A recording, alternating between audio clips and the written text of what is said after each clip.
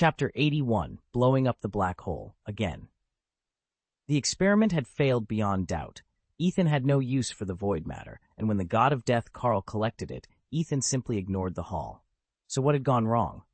He sat down and methodically reviewed every step of his black hole explosion test, even reproducing the original conditions word for word. That's when he spotted the crucial discrepancy.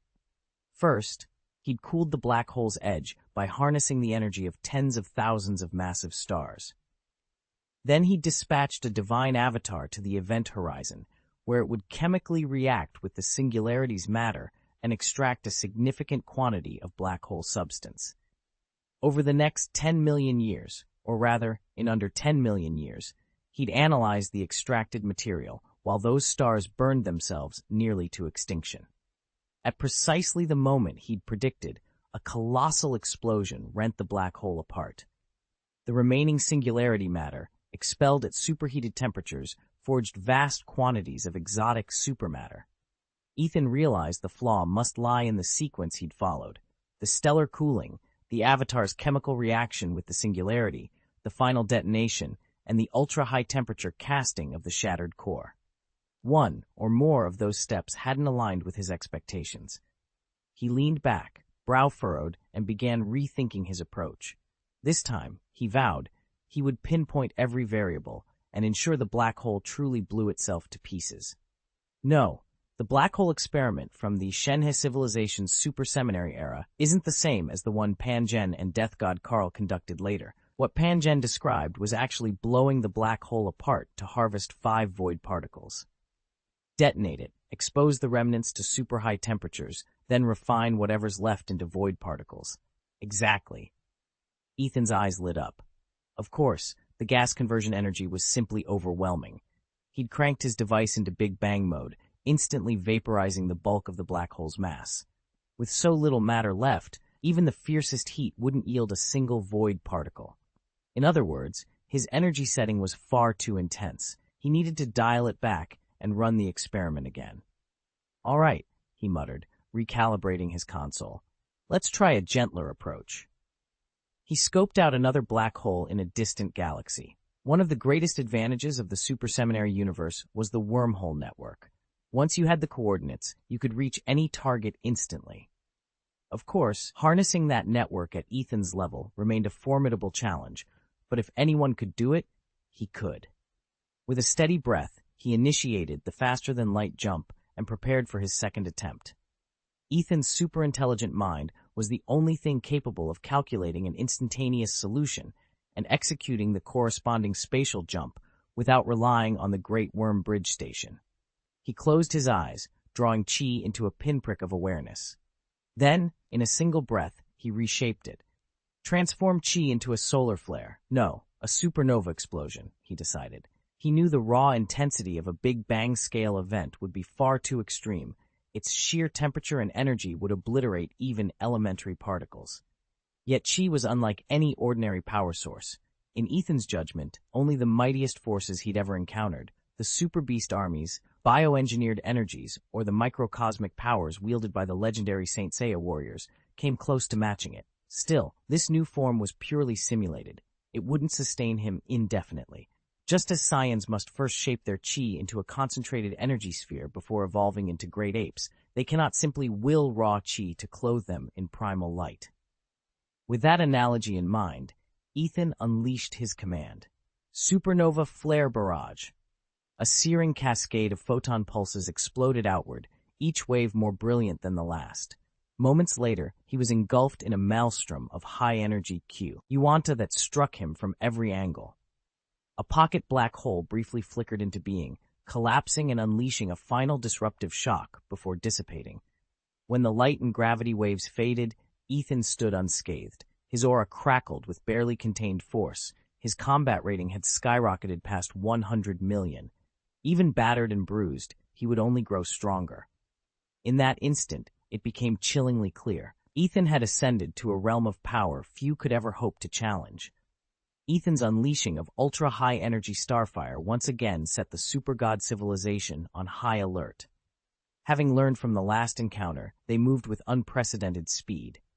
The death god, Carl, immediately ordered the Grand Clock to scan and assess the black hole's status. At the same time, the Holy Seer Kesha halted her voyage to the Blue Star, redirecting all sensors to gather data on this new cosmic threat.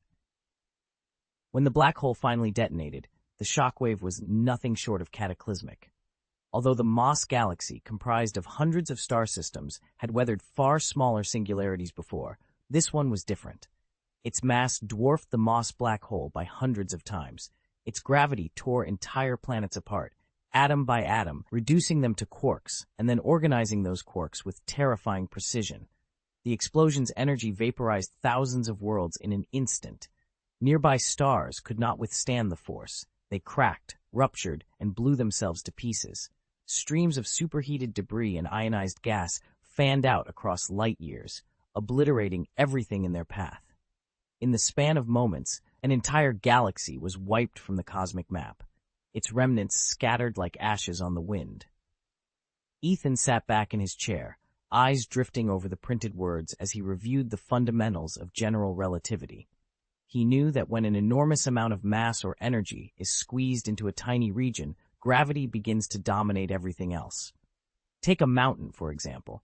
It might weigh hundreds of millions of tons, but its pull on us here at sea level is practically zero. Yet with something as vast as the Earth, the story changes. Fall more than 10 meters, and you could easily shatter bones, or worse. Now imagine compressing the sun down to a sphere just 3 kilometers across. At that density, not even light could escape. You'd have created a black hole. Paradoxically, black holes can also be among the brightest objects in the universe. As interstellar gas and dust spiral inward, they heat up and glow with incredible intensity. Even though nothing can flee the black hole itself, its meals blaze across the cosmos. Ethan traced his finger along the page to the next bold heading, destroying a black hole. It sounded impossible, until you realize that pumping more matter into the hole only makes its gravity stronger. The growing pressure at its core forces the interior reaction to slow until it can no longer generate enough outward radiation pressure to balance gravity. At that critical point, the entire structure, core and shell alike, collapses in on itself. And so the black hole, the singularity at the heart of it all, ends up devouring its own power. Ethan closed the book and leaned forward, the weight of those cosmic forces settling in his mind. Even in the vast reaches of space, he reminded himself, the rules of gravity are absolute and unbeatable. Ethan stared at the holographic projection as the black hole's behavior unfolded before him. In one moment, it would grow, drawing in clouds of gas, dust, even entire stars, then, almost imperceptibly, switch to ejecting matter back into space. That outward emission was Hawking radiation, the mechanism by which a black hole slowly bleeds away its own mass. At first, the process is gradual. A supermassive black hole may take longer than the age of the universe to evaporate completely. But as mass leaks out, the black hole's temperature climbs, which in turn accelerates the rate of evaporation. It becomes a runaway chain reaction. Less mass is higher temperature. Higher temperature means more rapid mass loss, until the black hole reaches a critical tipping point. In an instant, the collapse reverses, and the hole detonates. All of its constituent particles are flung outward in a cataclysmic explosion, unleashing more energy than an entire galaxy ever could. No spacecraft, no probe, not even a beam of light can survive that final outburst. When the event occurs, matter inside the black hole erupts in a searing torrent, hundreds of thousands of kilometers wide, heated to tens of millions of degrees. Every droplet of liquid and wisp of gas vaporizes instantly. Even solid fragments glow a dull coal red as though suspended above a blazing furnace. Ethan exhaled slowly, realizing that in the unforgiving calculus of cosmic extremes, even the darkest abyss can end in blinding light. The gravitational field was spreading outward at the speed of light, sweeping across space in an instant. From the ruptured black hole came a titanic lock that drew in everything within its immense radius. No particle, no photon could escape. Streams of sublight-speed debris, moving just shy of light speed, hammered the surroundings like an endless cosmic hailstorm. Even the photons visible to the naked eye carried extraordinary mass. Uncountable microscopic fragments, too tiny to see, joined them in this relentless onslaught. Together, they concentrated enough energy to rip a planet apart. It's breathtaking, Ethan murmured, his breath freezing in the frigid air, the unmistakable sign of his super breath at work. Depending on the storyteller, Superman could allegedly freeze and shatter a star with a single exhalation. Ethan's power was no less formidable. He inhaled deeply, the cold swirling around him like liquid nitrogen, then let loose a blast of icy air aimed at the heart of that apocalyptic maelstrom. Instantly, the blazing high-energy radiation and swarms of scorching particles plummeted in temperature, from tens of thousands of degrees down to mere thousands, and their near-light speeds decelerated just as dramatically. As Ethan studied the fading storm of subatomic debris, he detected something unexpected. A small cluster of ethereal, void-state particles shimmering among the wreckage. "Void particles?" he murmured in disbelief. Without hesitation, he reached out and captured them. Chapter 82, Developing a Black Hole Engine. Ethan turned the strange object over in his hand. It felt surprisingly heavy, yet otherwise it seemed almost mundane. After all, it was a supermaterial forged from black hole matter. Could this really be a void particle? He wasn't certain. He'd never laid eyes on an authentic one before. To his astonishment, he soon found a second identical particle hidden nearby. Heart-pounding, Ethan stowed them both away and cast a powerful magic seal, determined to keep Death God Karl, who'd been watching him closely, from discovering his prize. Meanwhile, Karl had just passed the big clock's latest test. He stared at the readouts, frowning. Given the scale of the black hole explosion that had produced them, there should have been 2 void particles on the record, but the diagnostics still showed only void matter. Had someone intercepted them before they registered? That was impossible. The big clock was the most advanced celestial supercomputer in the known universe. Not even the storerooms of sacred lore could remove particles before the clock registered them. Unless, Death God Karl's eyes narrowed. The known universe was immense, but beyond it lay the edge of space. Perhaps whatever, or whoever, lurked out there had found a way to slip past even the big clock's watchful sensors. Death God Karl's mind raced as he connected the black hole's strange behavior to the recent explosion. It had yielded nothing but raw void matter, not a single trace of void particles. Could the Kryptonian civilization be using black hole detonations to harvest void particles? Did they possess their own void tech? He recalled Ethan's proposal, swapping void engine schematics and the core data code of the Great Clock for Karl's knowledge. At the time, Karl had assumed the Kryptonians were merely beginning to explore void science, much like the angelic civilizations in the known universe. Now, however, the evidence suggested otherwise. If the Kryptonians were behind this cataclysmic experiment, then they had already outpaced him. The slower pace of the sacred vault of Holy Kesha suddenly seemed painfully obvious.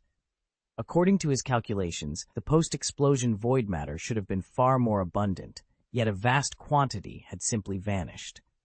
Whatever the Kryptonians were doing on the edge of margin space, it was leagues beyond Karl's own achievements.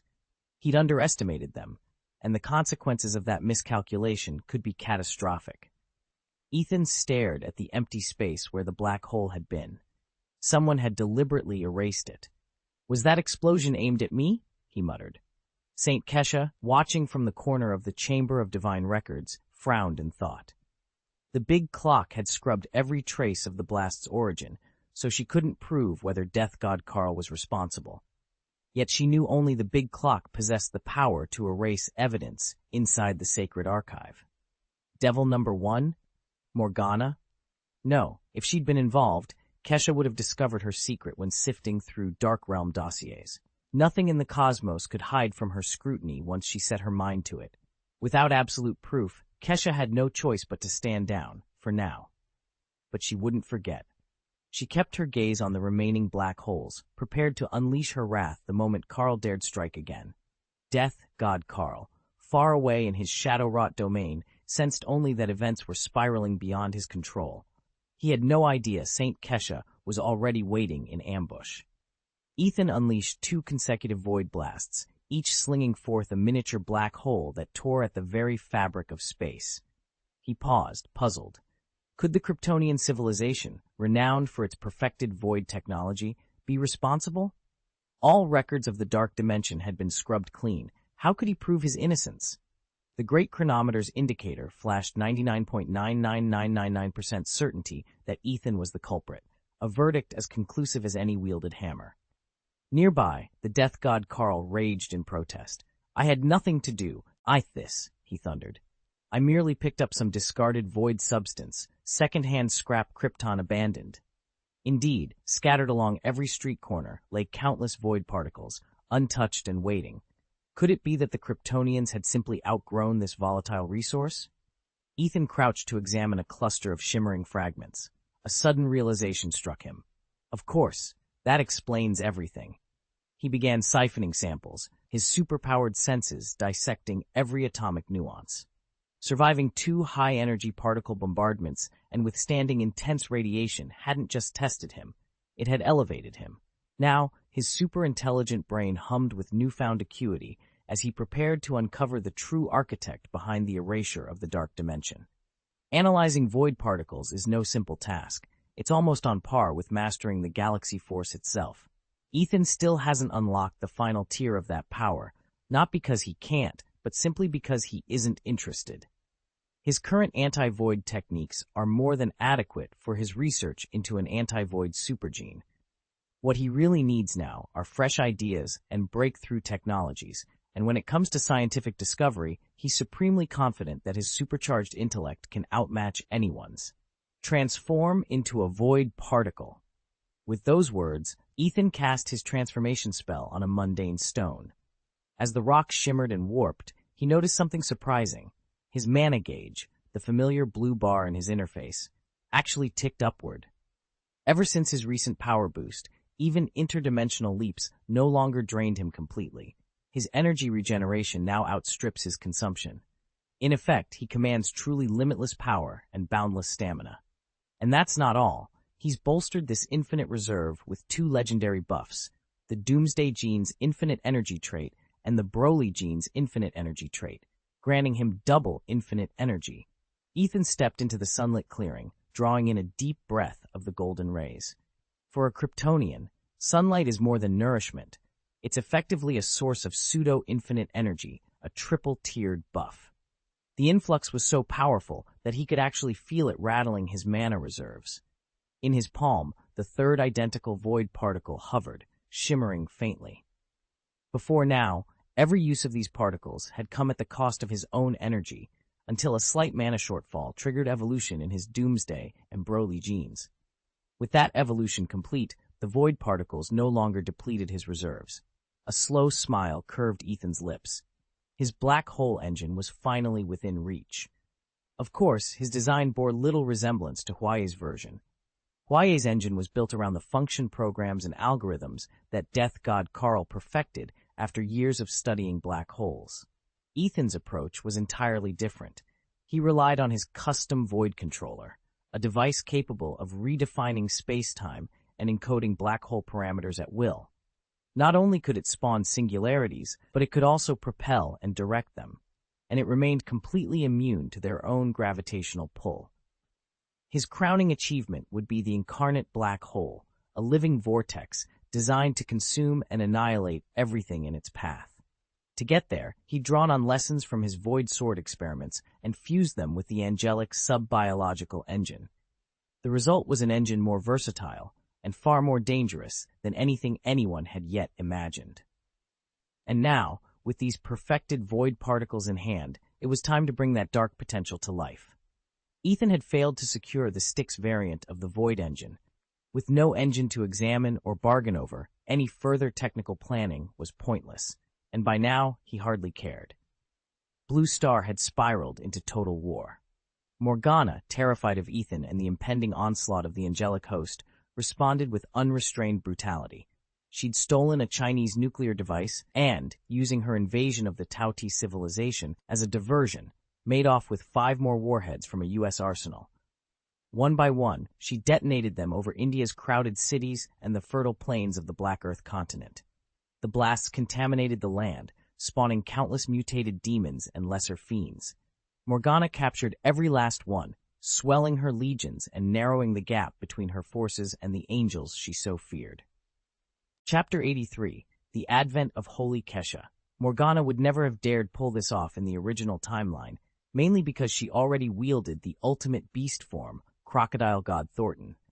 That monstrous body was simply too resilient. Not even the famed flaming sword could pierce its defenses. True, Angel Chase once shattered Thornton with a full-power firebomb, but there'd be no time now for any angel to charge such a devastating spell. Otherwise, how could we explain the swift downfall of elite guardians like Angel Fang Xing at the crocodile god's jaws?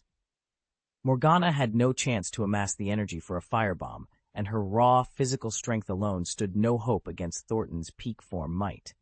It was only natural she fell. What the original story also never accounted for was Ethan.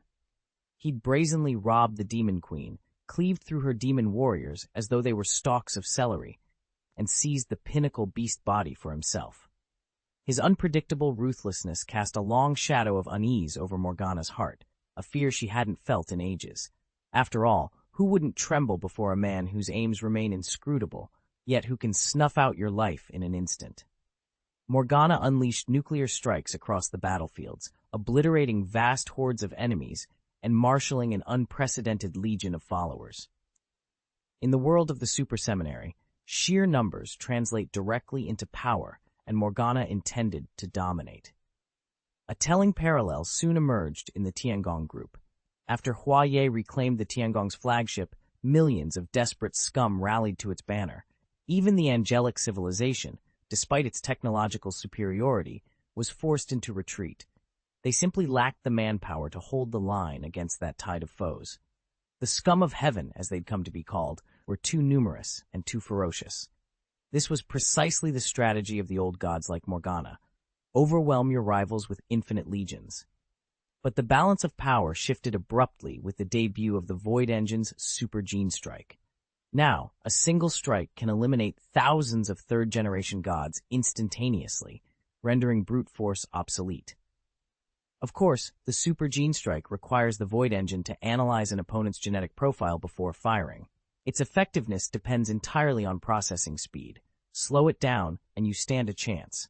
Yet at high-frequency operation, the Void Engine completes that genetic analysis in the blink of an eye. In this new era, even the greatest armies are vulnerable to a single, perfectly calibrated shot. Ethan's own supergene is protected by multiple fail-safes.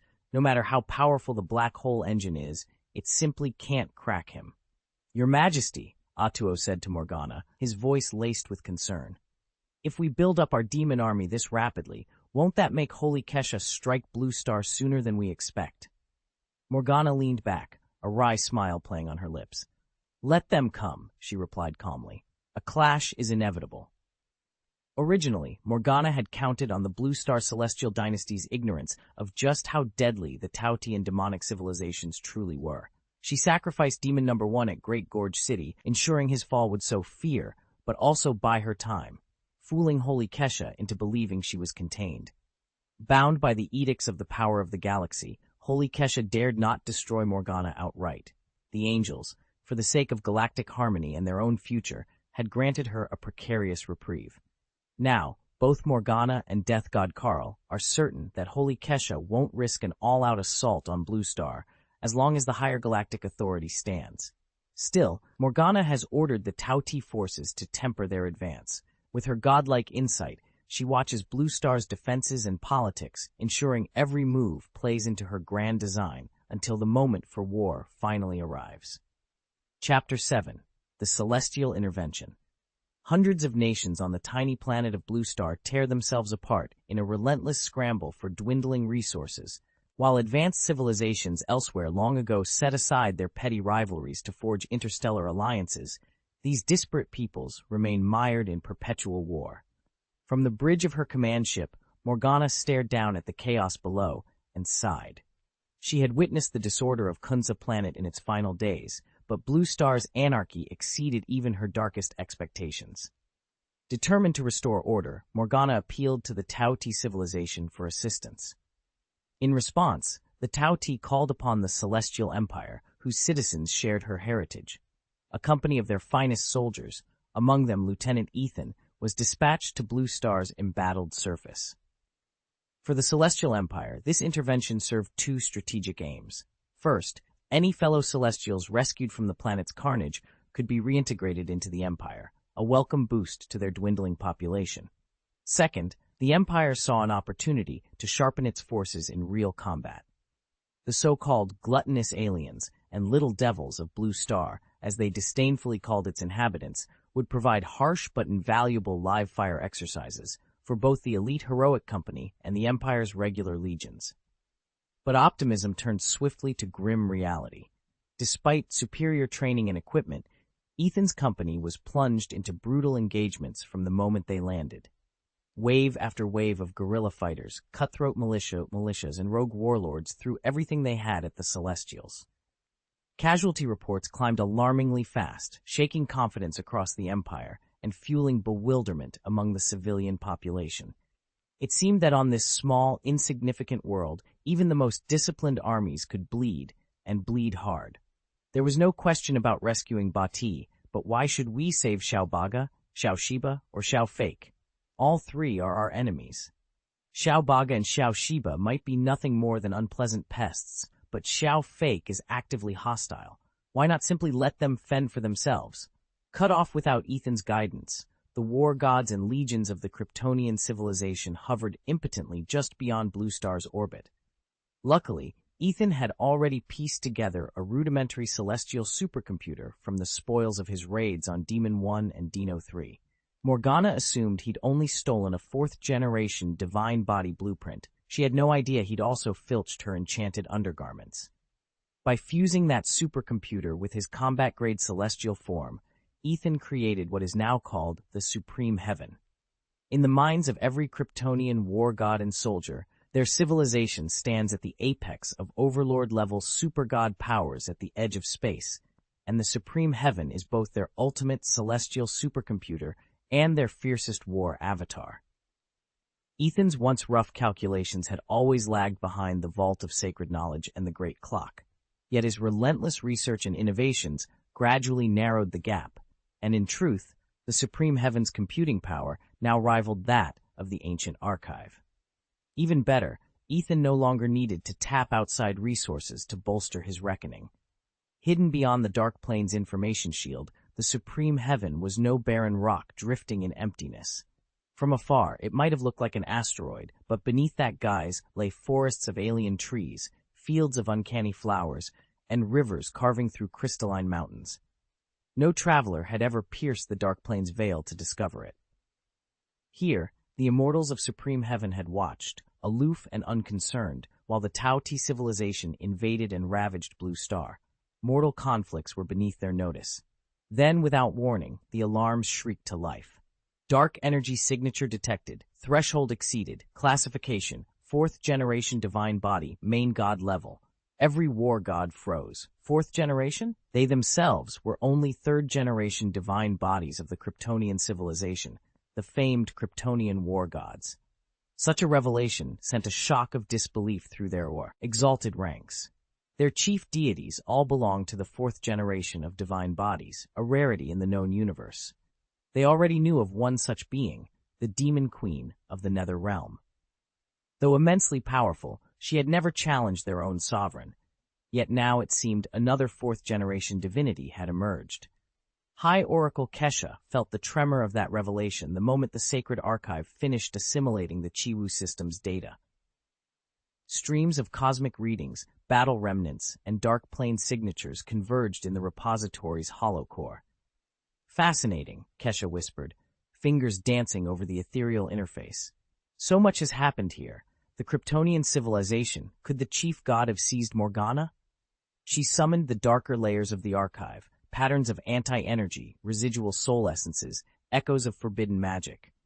Back when Ethan first appeared in the Dark Plane, he'd been far less adept at masking his presence. He had managed to hide his own resonance, but Morgana's signature remained exposed. Their technology at the time could only render a coarse outline of such phenomena. Today's instruments, however, peeled back every layer of concealment. "Your Majesty," Angel Leng said, stepping forward, his wings folding in measured awe, "who among the gods could have overpowered Morgana?" He cast a nervous glance at Kesha, awaiting the truth that was now written in star-forged data. Chapter 84, Unbridled. A sudden hush swept through the Angel Council's grand chamber as a dark silhouette materialized above the dais, all eyes fixed on the unmistakable form of Demon Queen Morgana, archfoe of the Angel civilization. In every corner of known space, save for the Styx civilization's notorious Death Song Academy, no power in the Liang realms dared challenge the demon faction. Until now. Angel Leng's breath caught. Had she misheard? Someone actually abducted Morgana?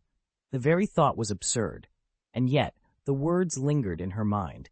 It was the chief deity of the Kryptonian civilization, hailing from an uncharted universe in the marginal space.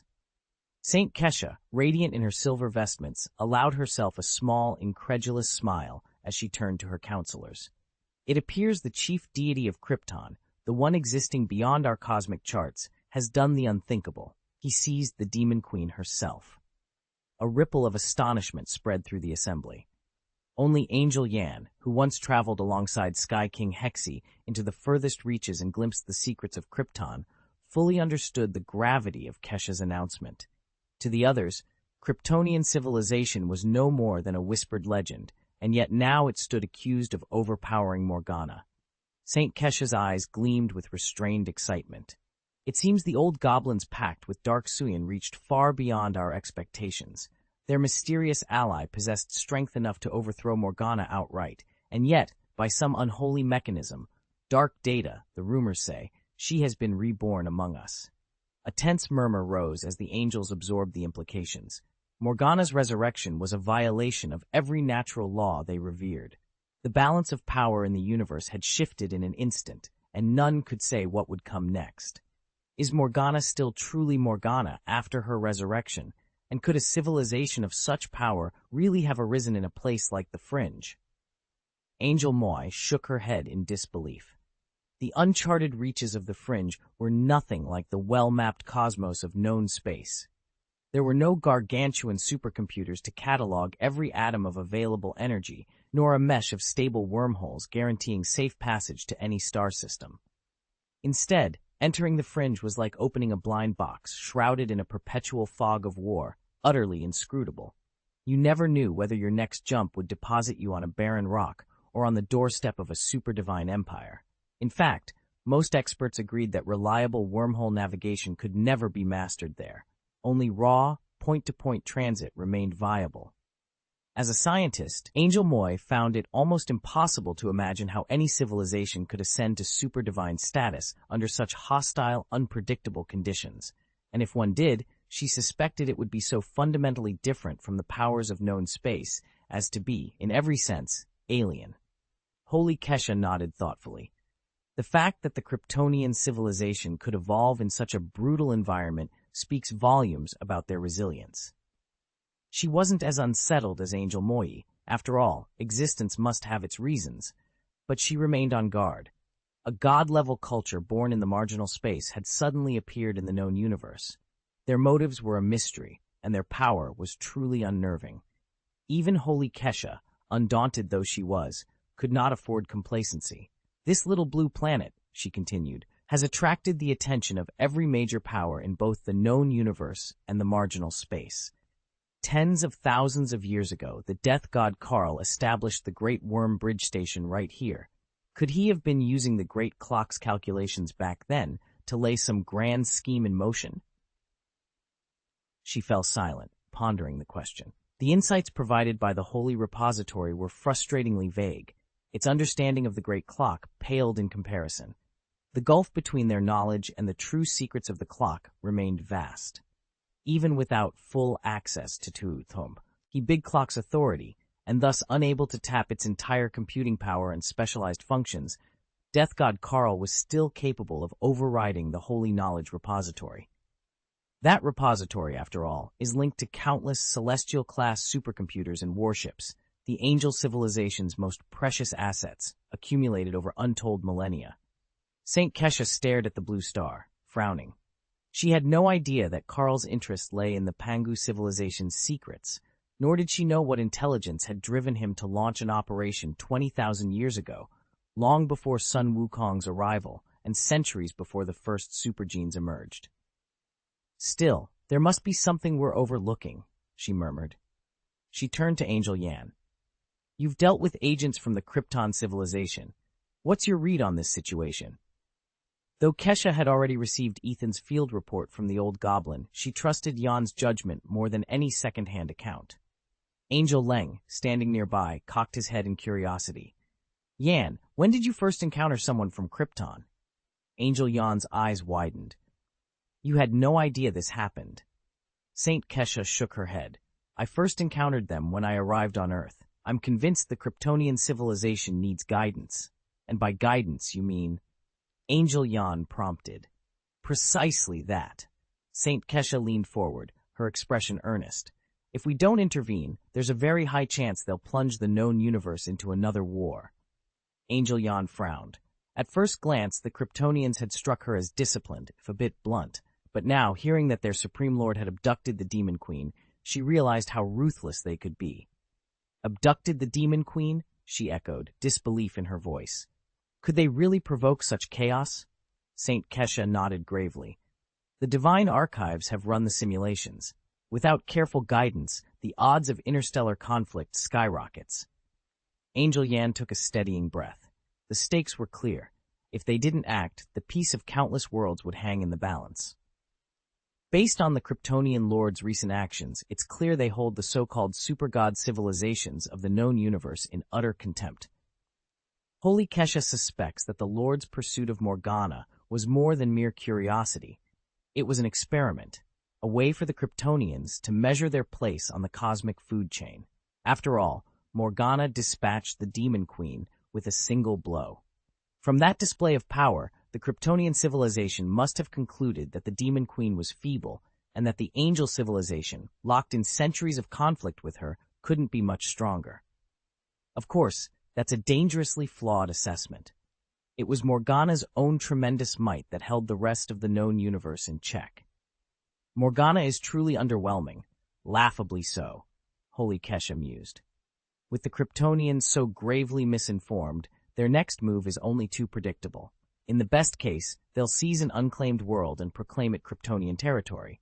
In the worst, they'll arrogantly strike out at the major civilizations, convinced of their own invulnerability. Saint Kesha was fearless by nature. Having swept through and subdued the farthest reaches of the known universe, she welcomed every challenge. Even the high deity of the Kryptonian civilization, capable of overthrowing Morgana, wasn't necessarily her superior. Yet she understood how their interference could unleash untold problems across cosmic order. For now, we must respect the judgment of Earth's Supreme Seminary, she announced, turning to the Angel Yan beside her. As for the Kryptonians, Yan, do you think they've already abandoned the Chiwu star system? Yan bowed his head thoughtfully. Their vessels have grown silent there, my lady. Whatever designs they once harbored, they've left no trace.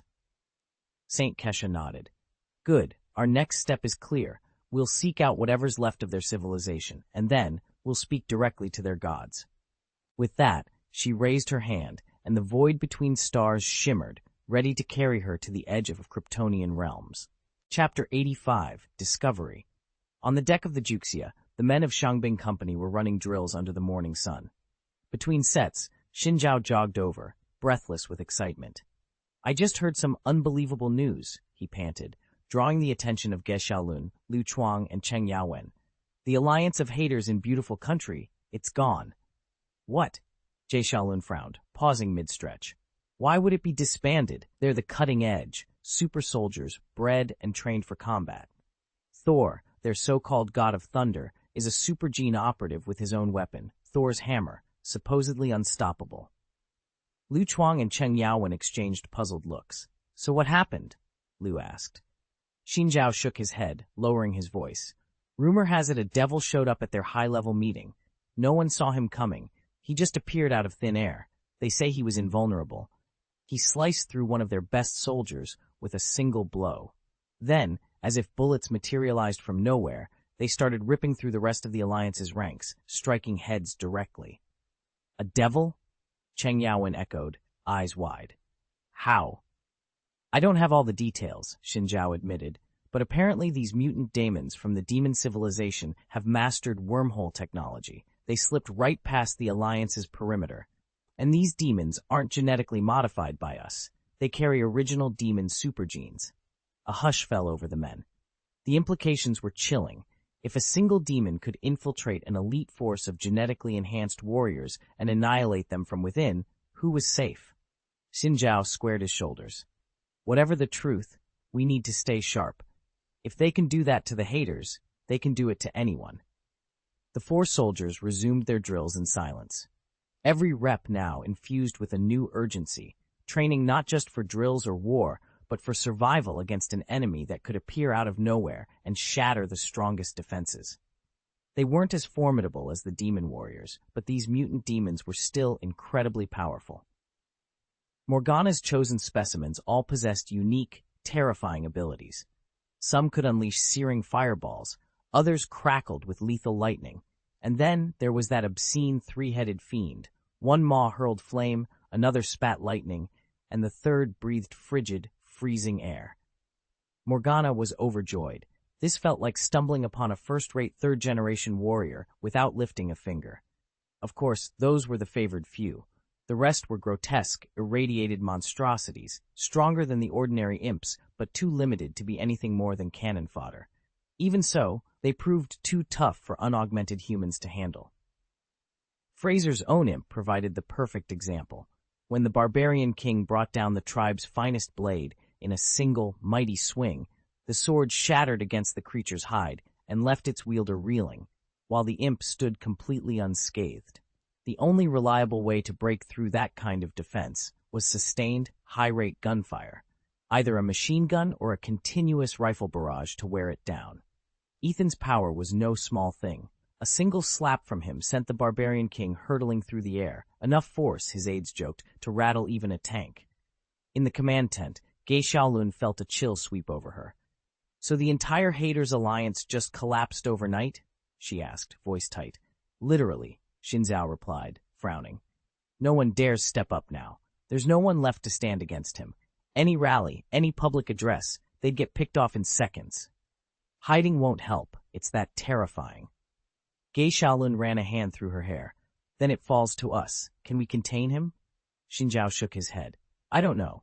In the meantime, starving refugees from neighboring states, Xiao Baga, Xiao Shiba, Xiao Fake and the rest, have poured in, pleading for asylum. They're even demanding we cede territory for them."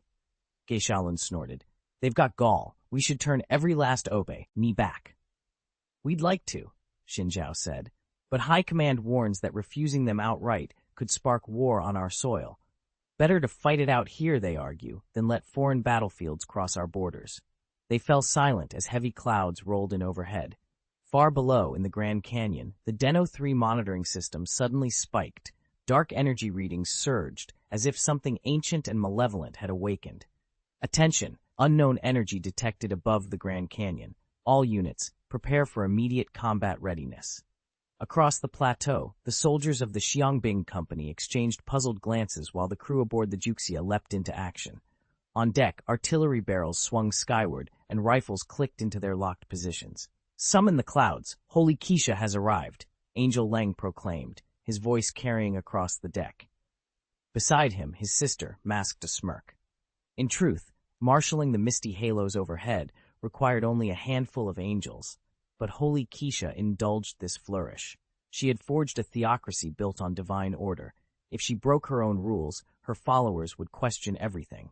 Captain Dukao stormed onto the deck, his crisp uniform unruffled by the sudden commotion. "What's going on here? Cut the theatrics. You've all faced combat before. Stop fooling around and man your stations." Under his sharp command, Gei Xiaolun and the rest rushed to their posts. Then, cutting through the roiling sky, a colossal cross descended, its beams gleaming like polished marble amid the thunderclouds. At its center sat a stunning blonde woman on a throne of light. At her signal, a circle of angels poised at each cardinal point drew long, glittering swords, their blades humming with otherworldly power.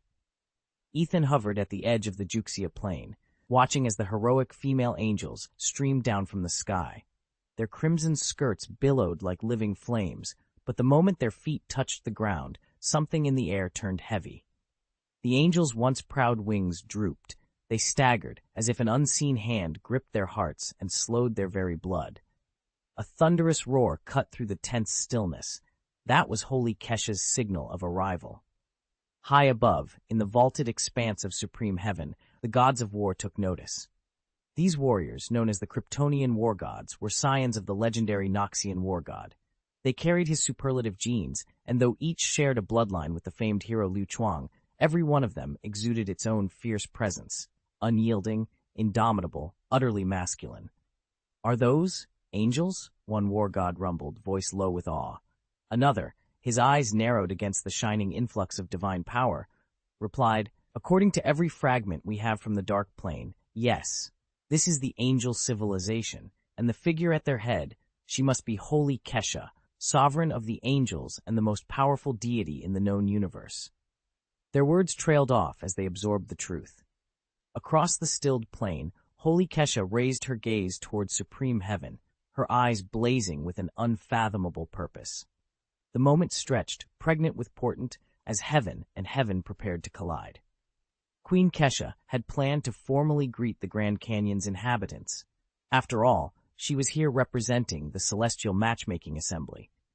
In this realm of super gene prodigies and future demigods, potential soulmates had long been paired off by the angelic civilization.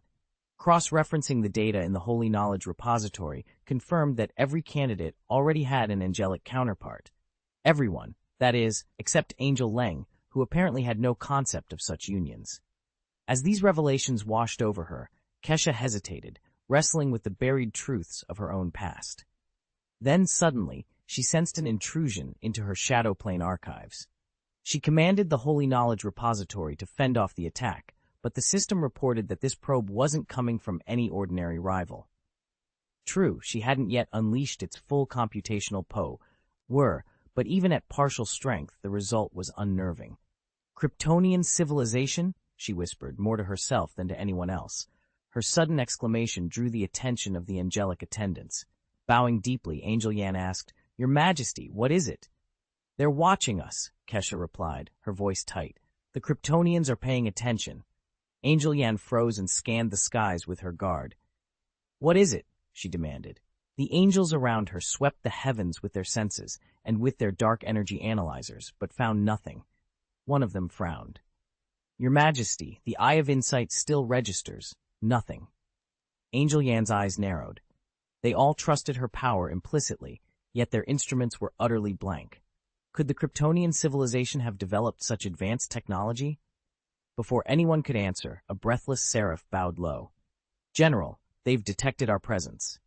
At that moment, even the supreme heavens trembled with alarm. Chapter 86, Showing Off at Someone Else's Door. "If they can't even sense our presence, they're not worth our time," the god of war, known to all simply as the General, remarked coolly. Around him, the officers aboard the Grand Canyon exchanged uneasy glances as Holy Kesha slipped away without warning. "Holy Kesha!" Dukao called after her, frustration edging his voice. But neither she nor her escorting angels bothered to reply. One by one, they ascended into the sky, leaving Dukao shouting into empty air. Clearly, whatever signal they'd just intercepted from the Kryptonian civilization held more allure than his objections. Holy Kesha hovered a few meters above the deck, gazing down at Dukao's futile gestures. She sighed, gathering her angels close. "I arranged this expedition hoping for a straightforward intel run," she admitted. "Instead, it's turned into a diplomatic disaster." She waved a hand dismissively. "Let the Kryptonians have their spectacle. Right now, our only concern is Morgana." Her words seemed to calm the anxious angels. They spread out, activating their insight ability to scour the surrounding void. Naturally, they detected nothing. A soft chime echoed through the command chamber. Holy Kesha's holographic advisor flickered into view beside her. With a curt nod, the projection announced, "Your Majesty has pinpointed Morgana's exact location." Holy Kesha straightened. "Then let's move," she said, voice clear and determined. "Time to show Morgana, and anyone else who dares watch, that we are the ones in control." "Will she carry out the grand trial?" Angel Yan's wings trembled as he returned to Holy Kesha's side. He had scoured the perimeter for any sign of the hidden Kryptonian civilization and found nothing. Even here, in the sacred realm that only Kesha's silver wings could protect, he refused to let a single stranger come close. As a senior guardian angel and commander of the left wing, His vigilance was absolute, yet the stress weighed heavily on him and his fellow angels. The Kryptonians' cloaking technology was unlike anything they'd ever seen. It let the enemy watch them at will, while remaining utterly invisible in return. Never before had the divine host felt so helpless. "Kryptonian science is advanced," Kesha said softly, sensing their unease. She gave a measured smile. "But we're not the first to encounter stealth technology out here on the edge. Their priority is concealment. Ours must be observation. Once you understand their methods, the unknown loses its power to frighten." Her calm confidence spread through the ranks. The tension in the air dissolved as the angels exchanged relieved glances. If their queen truly grasped the Kryptonian secrets, then perhaps this trial could yet be won. "As for Morgana," Holy Keisha declared, "let the people of Earth decide her fate." No sooner had she arrived on Blue Star than Holy Keisha set out to find Morgana. It was unavoidable. Regardless of the surprises death god Karl and his allies might spring on her, she would confront them head-on, and she would defeat Morgana without hesitation. Only by eliminating Morgana swiftly could she hope to keep casualties to a minimum, whether among the planet's inhabitants or her own angelic host. The battlefield's ever-shifting tides had taught Holy Keisha a hard lesson over the years, especially after the costly defeat of the former Holy Left Guard, a battle she regretted not leading personally. From that day forward, she vowed never to compromise again. To her, sacrificing 1,000,000 souls to destroy Morgana was a price worth paying. Yet now that Morgana had ascended to a fourth-generation divine form, even the Great Trial could no longer touch her. "Queen, the Kryptonian civilization's intentions toward Blue Star remain a complete mystery." Angel Yan's voice trembled with worry. "Your Majesty, we have nothing to go on. Turning to Earth scholars won't help. They know nothing beyond the rudimentary legends of the Galaxy Force, that embryonic pantheon destined to become the supreme god of our sector. But now the Kryptonians have entered the Milky Way." She paused, choosing her words carefully. "We do not know why they came. What if they aim to claim godhood for themselves and supplant Galaxy Force's ascendancy? Even now, the angels believe Galaxy Force will rise to dominate the known universe, but the Kryptonians, exiles from the outer void, are oblivious to our prophecies." Angel Yan's brow furrowed. "They disdain the 3 pillars of creation, the fundamental laws we revere. In their hands, the very essence of the galaxy power could be dissected, studied, weaponized. There is no telling what horrors such a civilization might unleash." She looked up at the throne. "That is why Holy Kesha's arrival on Blue Star is so urgent. She must secure our future, and the future of the angelic civilization, before the Kryptonians can enact their designs."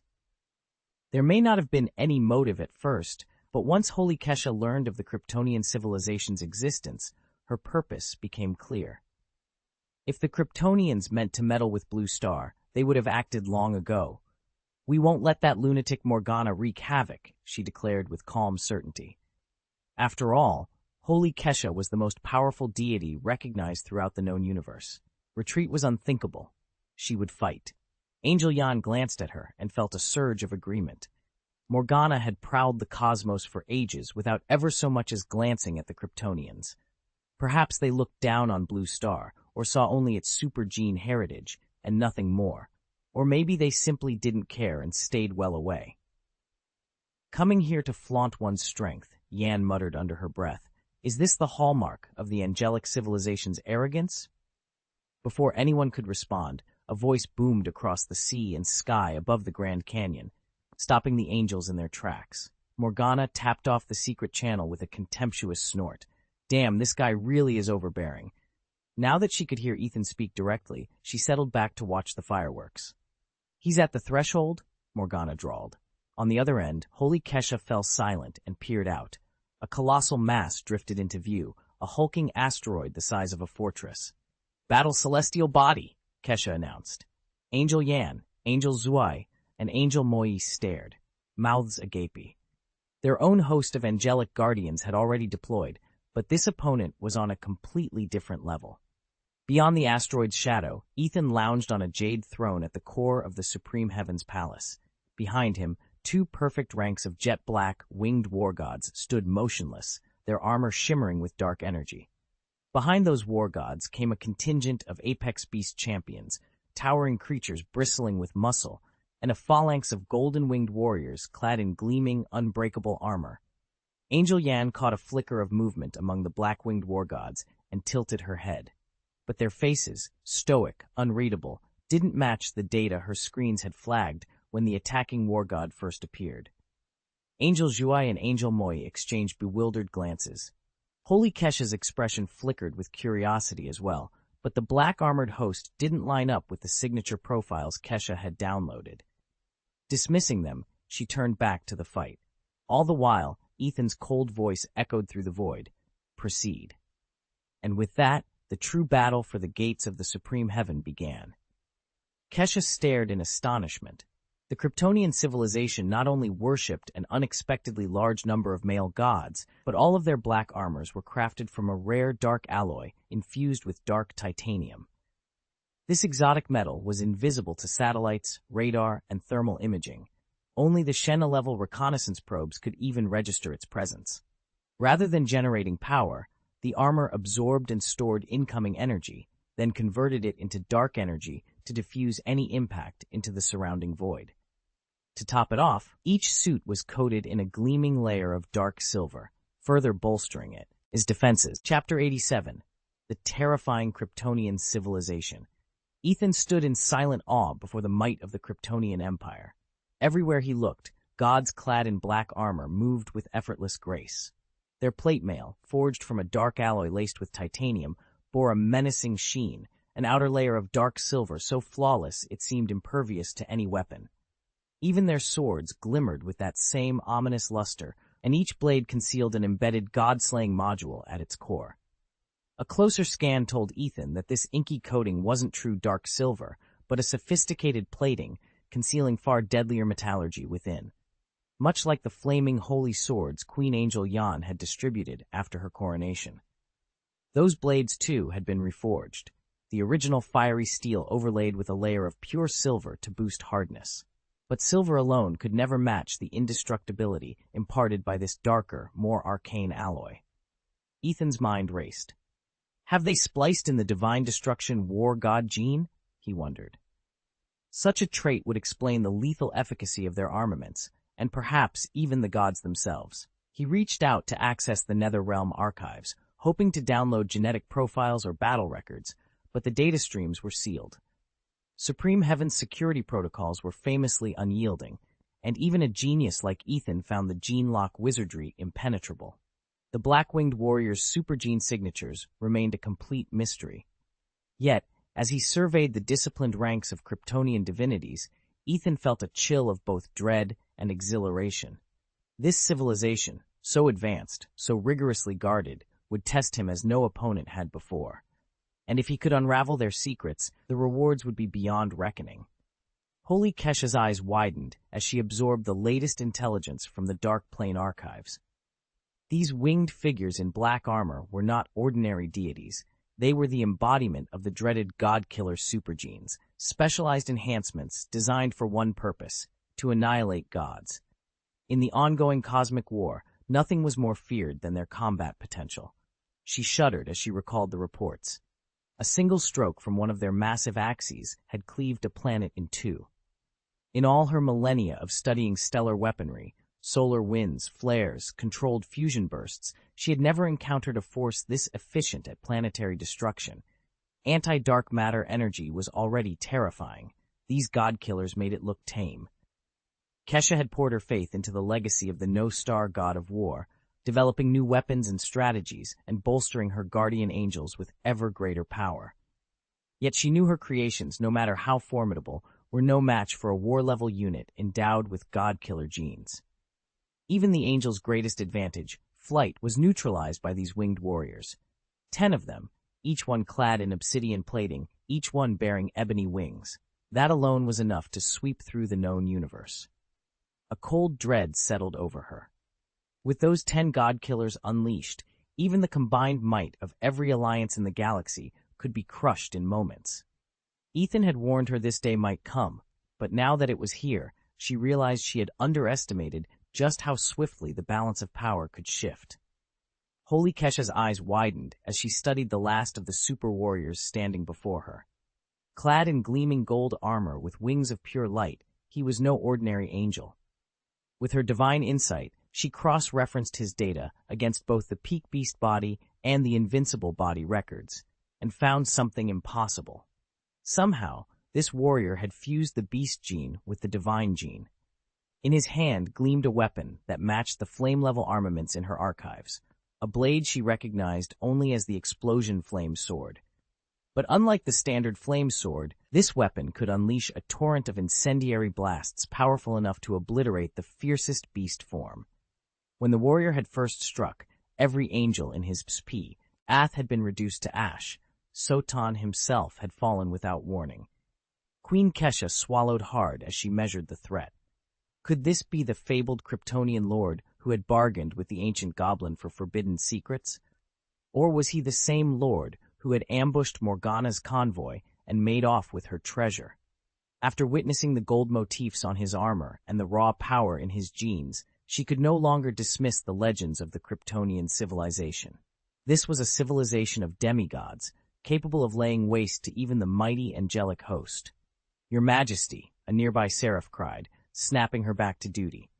In an instant, the ranks of angels braced themselves. Across the field, Ethan, once known as Luther, lifted his flaming sword and readied for battle against the stunned celestial army. Ethan fell silent and waited for Holy Kesha to speak. He'd been in the midst of studying the black hole engine when he first encountered her. Now he'd stepped forward simply to say hello. He had no intention of shielding Morgana if she chose to harm Holy Kesha. Besides, killing Holy Kesha now wouldn't win him the allegiance of the entire angelic civilization. That was also why he'd been perfectly willing to hand the void matter over to the death god, Karl.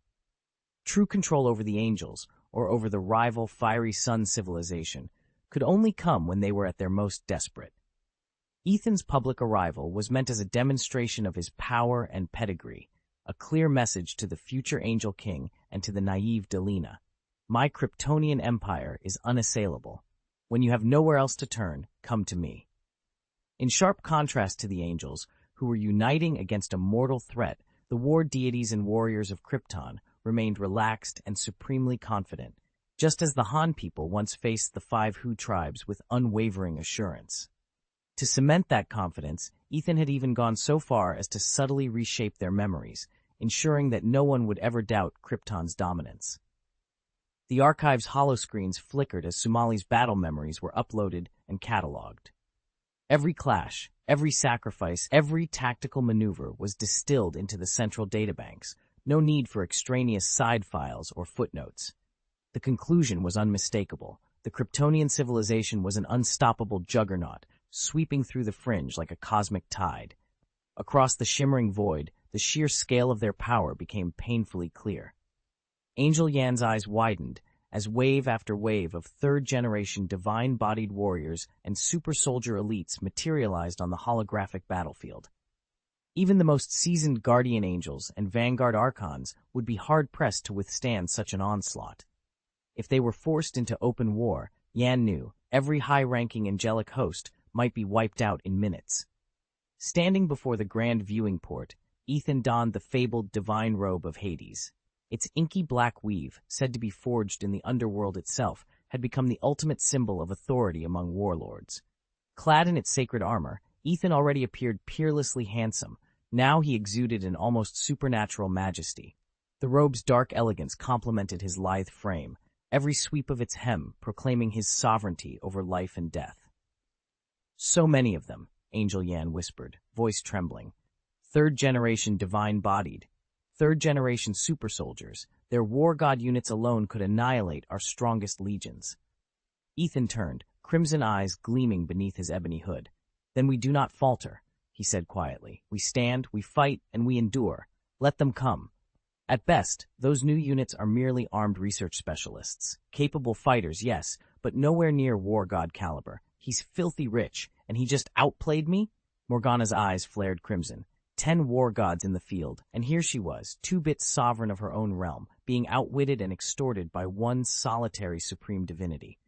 She whirled on Karl, the god of death. Carl, this Ethan fellow, he's unbelievable. I wouldn't be surprised if he can single-handedly take down Holy Kesha. Death God Carl paused, consulting the cosmic chronometer at his side. Wait, he's now a fourth-generation divine body? Morgana shot him a fierce look. The last time we clashed, he was only third generation. Incredibly fast progression. She tapped a clawed finger on the air. His atomic structure is utterly unique. I'd wager he's become a fourth-gen avatar of the war god himself. Carl frowned, recalling the dossier he'd skimmed through the Great Clock's archives. Ethan had deliberately leaked only a sliver of data, enough to let everyone taste his power without ever exposing the deepest transcendent genes that truly made him unstoppable. Death Carl leaned closer to the glowing holo projector, his eyes scanning the data stream with a mix of awe and disbelief. Before him lay the structural shell of Ethan's fourth-generation divine body, a design that made even the legendary holy body of Kesha seem fragile in comparison. He knew Kesha's technology well. Her holy atoms were practically indestructible. Even a supernova's blast could scatter them, but never truly destroy them. Yet the atomic matrix Ethan had engineered went far beyond that. According to Death Carl's readings, each of Ethan's atoms was bound together not only by intense gravitational forces, but also by an unimaginably strong nuclear interaction. On a macroscopic level, his entire divine form was impervious to harm. Not even the cataclysmic energy of a supernova could touch him. Death Carl turned to Morgana, his voice shaking with excitement. Can you believe it? Even a supernova explosion wouldn't leave a scratch. Morgana stared at the projection, her face pale with shock. She finally managed to whisper, "That's impossible." Chapter 88. Ready to strike. Morgana's voice was cold with fury as she stared at Death Carl. Ever since Ethan had escaped her grasp, she'd been plotting vengeance, and now Carl claimed the man was indestructible. Indestructible, Morgana snorted. In the known universe? You mean to tell me no supernova, not even 10, could touch him? Death Carl raised his arms in a helpless shrug. I wish I were exaggerating. Ethan's new body is what we call an absolute rigid structure, so densely ordered at every level that no amount of explosive energy we've mustered can deform it. Morgana's brow furrowed. She was a goddess of science, but for millennia she'd spent every moment on the run from Holy Kesha. She'd had no time to delve into theoretical constructs, let alone study the physics of an absolute rigid body. There must be a weakness, she insisted.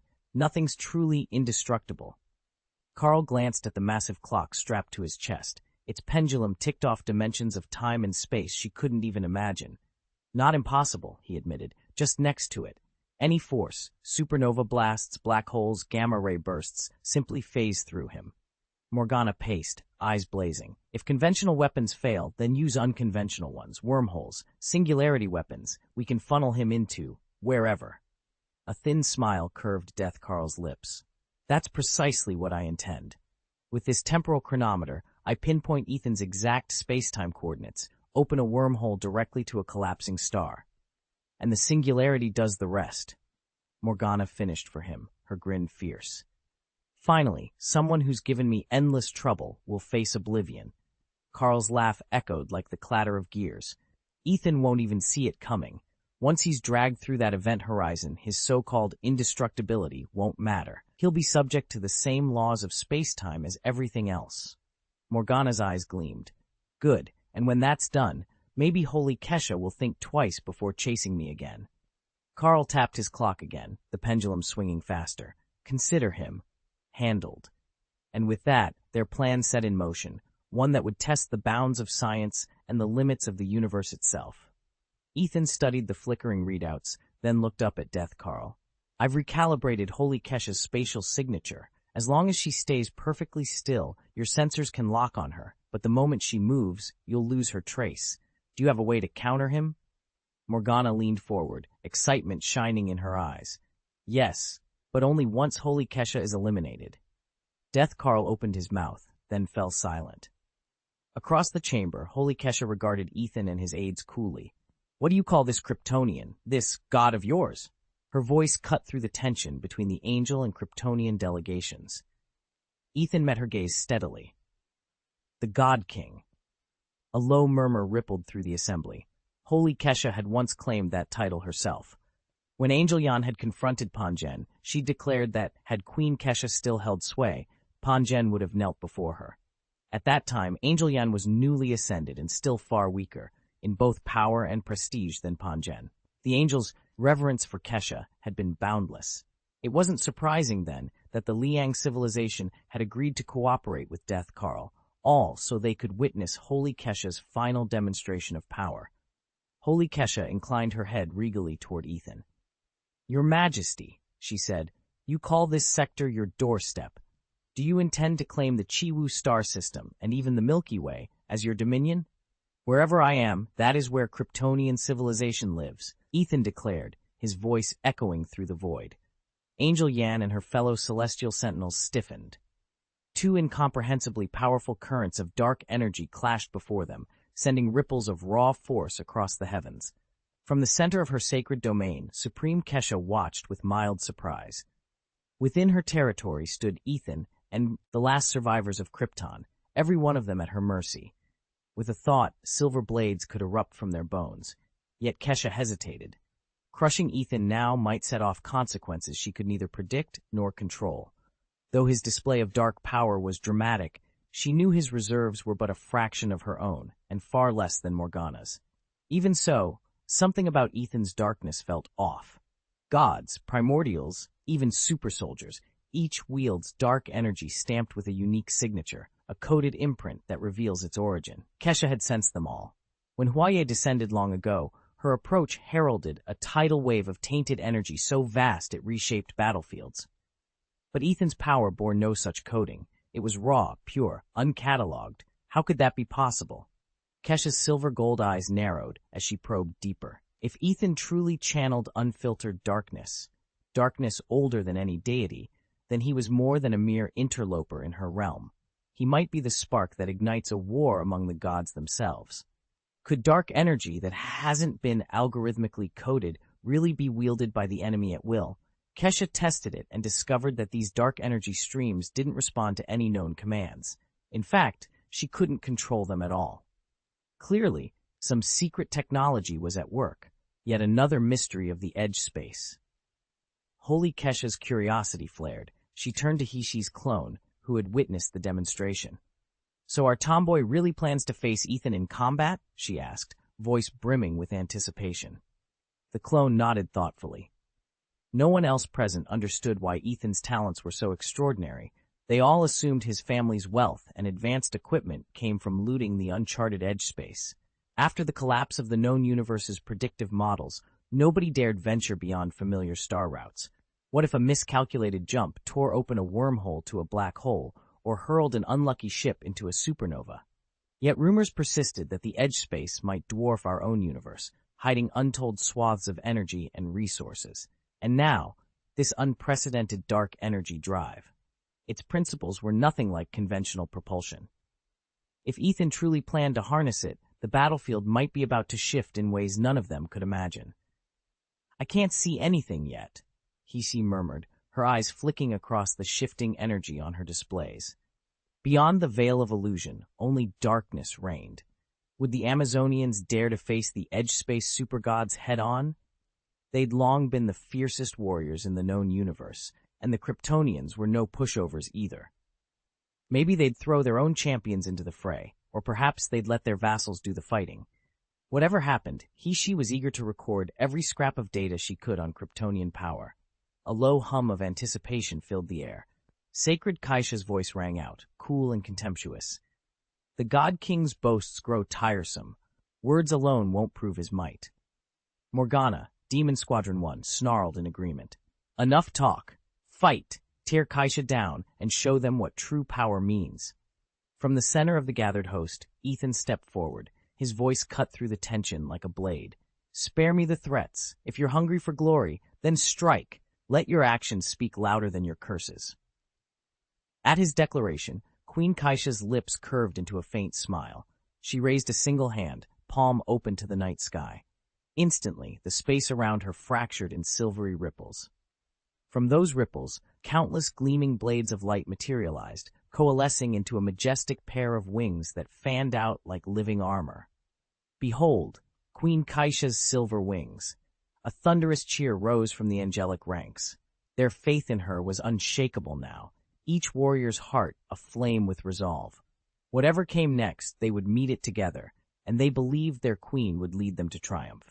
Ethan leaned back in his chair, propping his cheek on one palm while his other hand rested lie on the armrest. With a casual flick of his fingers, a soft chime sounded, like metal on metal. Before the angel's astonished eyes, golden ripples shimmered into existence, giving shape to an awe-inspiring arsenal. Iridescent swords, spiked gauntlets, elaborately engraved polearms, and other strange, colorful weapons. Dark Sioux Silver, Ethan announced, naming the first tier. Godkiller class, and some even reached the flame level. The angels exchanged stunned glances. Thanks to St. Kaisha's vast knowledge archive and the computing power it lent them, they could instantly identify each weapon's rank. Yet never had they seen so many top-grade relics in one place. "How is this possible?" Angel Jan murmured, voice trembling. "There are dozens of Dark Sioux Silver blades and multiple Godkiller weapons right here." A calm, authoritative voice answered from the front of the chamber. It was the chief of the war gods. "This," he said, "is the king's armory, our lord's personal vault. Every sword, every cannon, every enchanted helm stored here was claimed from a civilization conquered by our Kryptonian host." At the words, "King's Armory," St. Kaisha paused, her gaze sweeping over the shimmering heap of arms. A knowing smile played at her lips. She wondered, could this legendary treasury match the power of her own fabled arsenal? Ethan stared up at the golden halo suffusing sky and earth with its unearthly light, and couldn't help but wonder, how many civilizations have already fallen to this power? Beside him, Angel Jan leaned forward, lips barely moving as he murmured, "Come on." At that command, Ethan eased his finger downward, and in the next instant, the assembled divine weapons sprang to life, hurtling straight toward the angels. Chapter 89. Retreat. Under the golden light, every cold weapon gleamed as though on fire. With a single, fluid motion, Ethan sent his magic arms hurtling forward. They sliced through the air with a terrifying whistle, trailing ribbons of gold. The angels' eyes snapped wide, and they sprang into action, raising their flaming swords to intercept the onslaught. "Fall back! You can't stop those things," one angel cried. The Holy Kaisha paid no heed to individual losses, but even it would not squander angels in a futile defense. Instantly, the computing power of the Holy Knowledge Treasury surged. From its arsenal poured forth an endless storm of silver blades and winged projectiles. Boom, boom, boom. Each clash of steel against silver rang out like thunder. Every strike sent shockwaves rippling across the water, whipping the sea into towering tsunamis. Gei Xiaolun and the others pressed their hands to their ears, their heads throbbing under the roar of the metal onslaught. "Get out of here!" Du Kao and the others hadn't expected to be so thoroughly outclassed. They panicked and scrambled to retreat. Even the elite super soldiers clutched their heads, writhing in agony, while the regular troops collapsed to the ground. That shockwave alone was lethal. Behind Ethan, a golden aura pulsed and coalesced into an array of weapons that gleamed under its radiant glow. The sheer grandeur of it was impossible to ignore. She, an angel from the Appearance Association, admitted she'd never seen anyone so strikingly handsome. His bearing and power alone could intimidate the most fearsome tomboy. St. Kesha frowned, feeling as though someone had slighted her personally. She suspected Morgana was to blame, but she dismissed it. After all, Ethan wasn't showboating. He simply operated on a level far above everyone else. Amused by the performance, St. Kesha had plenty of time to record Ethan's every move. She packaged the footage, his so-called dark data, and sent it off to the old goblin, fully aware that despite his advanced years, he was still hopelessly vain. Chapter Text: The God King's Revelations. She stood on the observation deck of her shuttle as it cut through the void toward the Chiwu star system. The clone vessel hummed with habitually steady rhythms, but her mind raced ahead to the diplomatic mission waiting at their destination. A sudden chime snapped her focus back to the present. The secure communications panel blinked insistently. An incoming transmission flagged as top secret from Holy Kesha. She's pulse quickened. Such direct contact was exceedingly rare. She tapped the icon, and the shuttle's hollow display blossomed with swirling data streams. Then the image resolved into a single figure, a man bathed in radiant light that masked the stars behind him. He wore sleek black and silver armor that caught every glint of ambient illumination. His hair was as white as freshly fallen snow, cascading around sharply chiseled features. High cheekbones, a proud jawline, and dark, fathomless eyes gave him an air of unassailable nobility. Even angelic aesthetics would struggle to match the perfection etched into every line of his face. "Ethan?" she murmured, scarcely daring to believe it. She summoned her clone's datalog and forwarded the detailed dossier to her original body. As the files arrived, she ran her eyes over the entries. Name: Ethan, Supreme Deity of the Krypton Civilization. Title: God King, Divine Arsenal, the King's Treasury, 137 dark silver weapons, 500 Godslayer armaments, 1,000 flame weapons. Holy Kesha's annotations were exhaustive, down to the classification codes and estimated power ratings. She scrolled through the records, her breath catching. This was no mere legend or myth. The God King wielded an armory capable of upending entire battlefronts. She pressed her palms against the cool railing, her mind spinning with the implications. This is who I'm going to meet. Before she could absorb more, the transmission ended, and the hollow display collapsed into a quiet standby mode. The shuttle resumed its steady course through the stars. She closed her eyes, drawing a steadying breath. The mission she had trained for her entire life suddenly felt infinitesimal in scale. Across the gulf of space, at the heart of the Chiwu system, Ethan, God King of Krypton, awaited. And now, every step she took would lead her closer to the greatest unknown she had ever faced. Ethan had just finished syncing with his own clone when he realized the so-called man-woman warrior and he were in the middle of a sparring match. What looked like a tentative exchange of blows was actually two champions testing each other's limits. The hybrid fighter hadn't even drawn the Dark Silver Archangel yet, and dozens more deadlier weapons still lay sealed in Ethan's arsenal. Oddly, Ethan himself remained remarkably calm.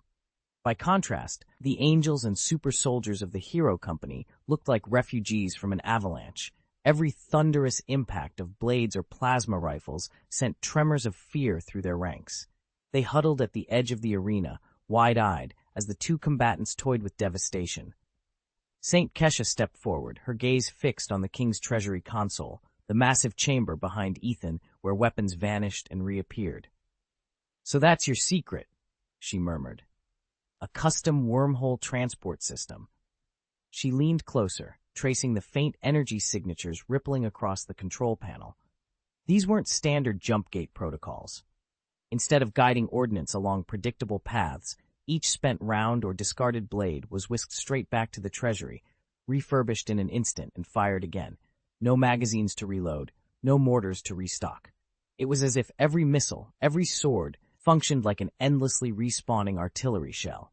Onlookers might have called it a scandalous waste of precious resources. But Ethan watched her with a shrug. Ammunition quality and conservation clearly meant nothing to him. He had bigger battles in mind. And as the hybrid fighter finally unleashed the Dark Silver Archangel in a roar of power, the real match was only just beginning. Ethan watched the retreating light of the blue star vanish over the horizon. Behind him, the floating fortress he'd christened the King's Treasury shimmered in silent triumph. He lowered his arm, and the cannon mounts ceased their ominous hum. Up on the bridge of the Treasury, Death God Karl and Saint Kesha stood side by side. Karl's expression was unreadable, but every now and then he traced invisible symbols in the air, studying Ethan's aura with deadly precision. Saint Kesha, Queen of the Seraphim, hovered a few paces away, her brow creased in frustration. "What he's accomplished," she murmured, more to herself than to Karl. "Even you can decipher his divine core at a glance, Death God. I can do it too, but I'm painfully slow." Karl paused his analysis and nodded. "A fourth-generation war god's vessel, yes, but never have I encountered one this cunning." Saint Kesha rested a hand on the carved pommel of her spear. If he'd manifested a standard holy body, we would have known how to counter him. Even she tried every trick in the book without success, but we had hoped that some combination of divine script and sacrament might shatter it. This, she shook her head. This is a higher order entirely. She glanced back at her waiting host of angels, ranks of gleaming wings forming a great silent legion. She could feel their impatience, their readiness to strike. But she also felt the risk. A head-on clash would leave both sides crippled, and the blue star itself might be their casualty. After a long moment, St. Kesha raised her hand. "Fall back," she commanded. "We withdraw." The angels hesitated, then bowed in unison. In a burst of golden light, they lifted off, carrying their queen safely away from the battlefield. Angel Yan, Kesha's trusted lieutenant, hovered close to her side. "Your Majesty, are you certain? Do we concede defeat?" Queen Kesha's eyes shone with quiet determination. "Not defeat. A temporary withdrawal. We will return when we've unraveled the secret of that divine body." Yan bowed again, and the entire host retreated beyond the planet's edge. The blue star fell into stillness. Ethan exhaled slowly. He turned to survey the treasury's array of silent armaments, etheric cannons, soul-fisher missiles, crystal-forged warheads. He'd built the fortress for the thrill of experimentation, for the sheer artistry of violence contained. In practice, it had proved all flash. Nothing here was lethal enough to challenge the war god's fourth-generation vessel. With a self-deprecating chuckle, Ethan tapped the console. The automated turrets folded away, the energy coils dimmed, and the treasury settled into dormant watchfulness. He stepped back onto the observation deck, blending into the shadows. Someday soon, he thought, he would learn to refine his own divine blueprint. Then neither death nor saint would find him inscrutable, or so he intended. For now, he was content to let them puzzle over his trickiest creation yet. Holy Kesha had made the cold, clear-headed choice to cut her losses and thrown caution about pride to the wind. Once the battle ended, she and Ethan fell silent. The supreme heaven vanished as mysteriously as it had arrived. She chose not to withdraw her angelic legions from the Chiwu system outright, but her pullback from Blue Star was her concession. As for Ethan, he gave no sign of wanting to press on. With his power, he could have challenged every supergene warrior on Blue Star and come out unscathed.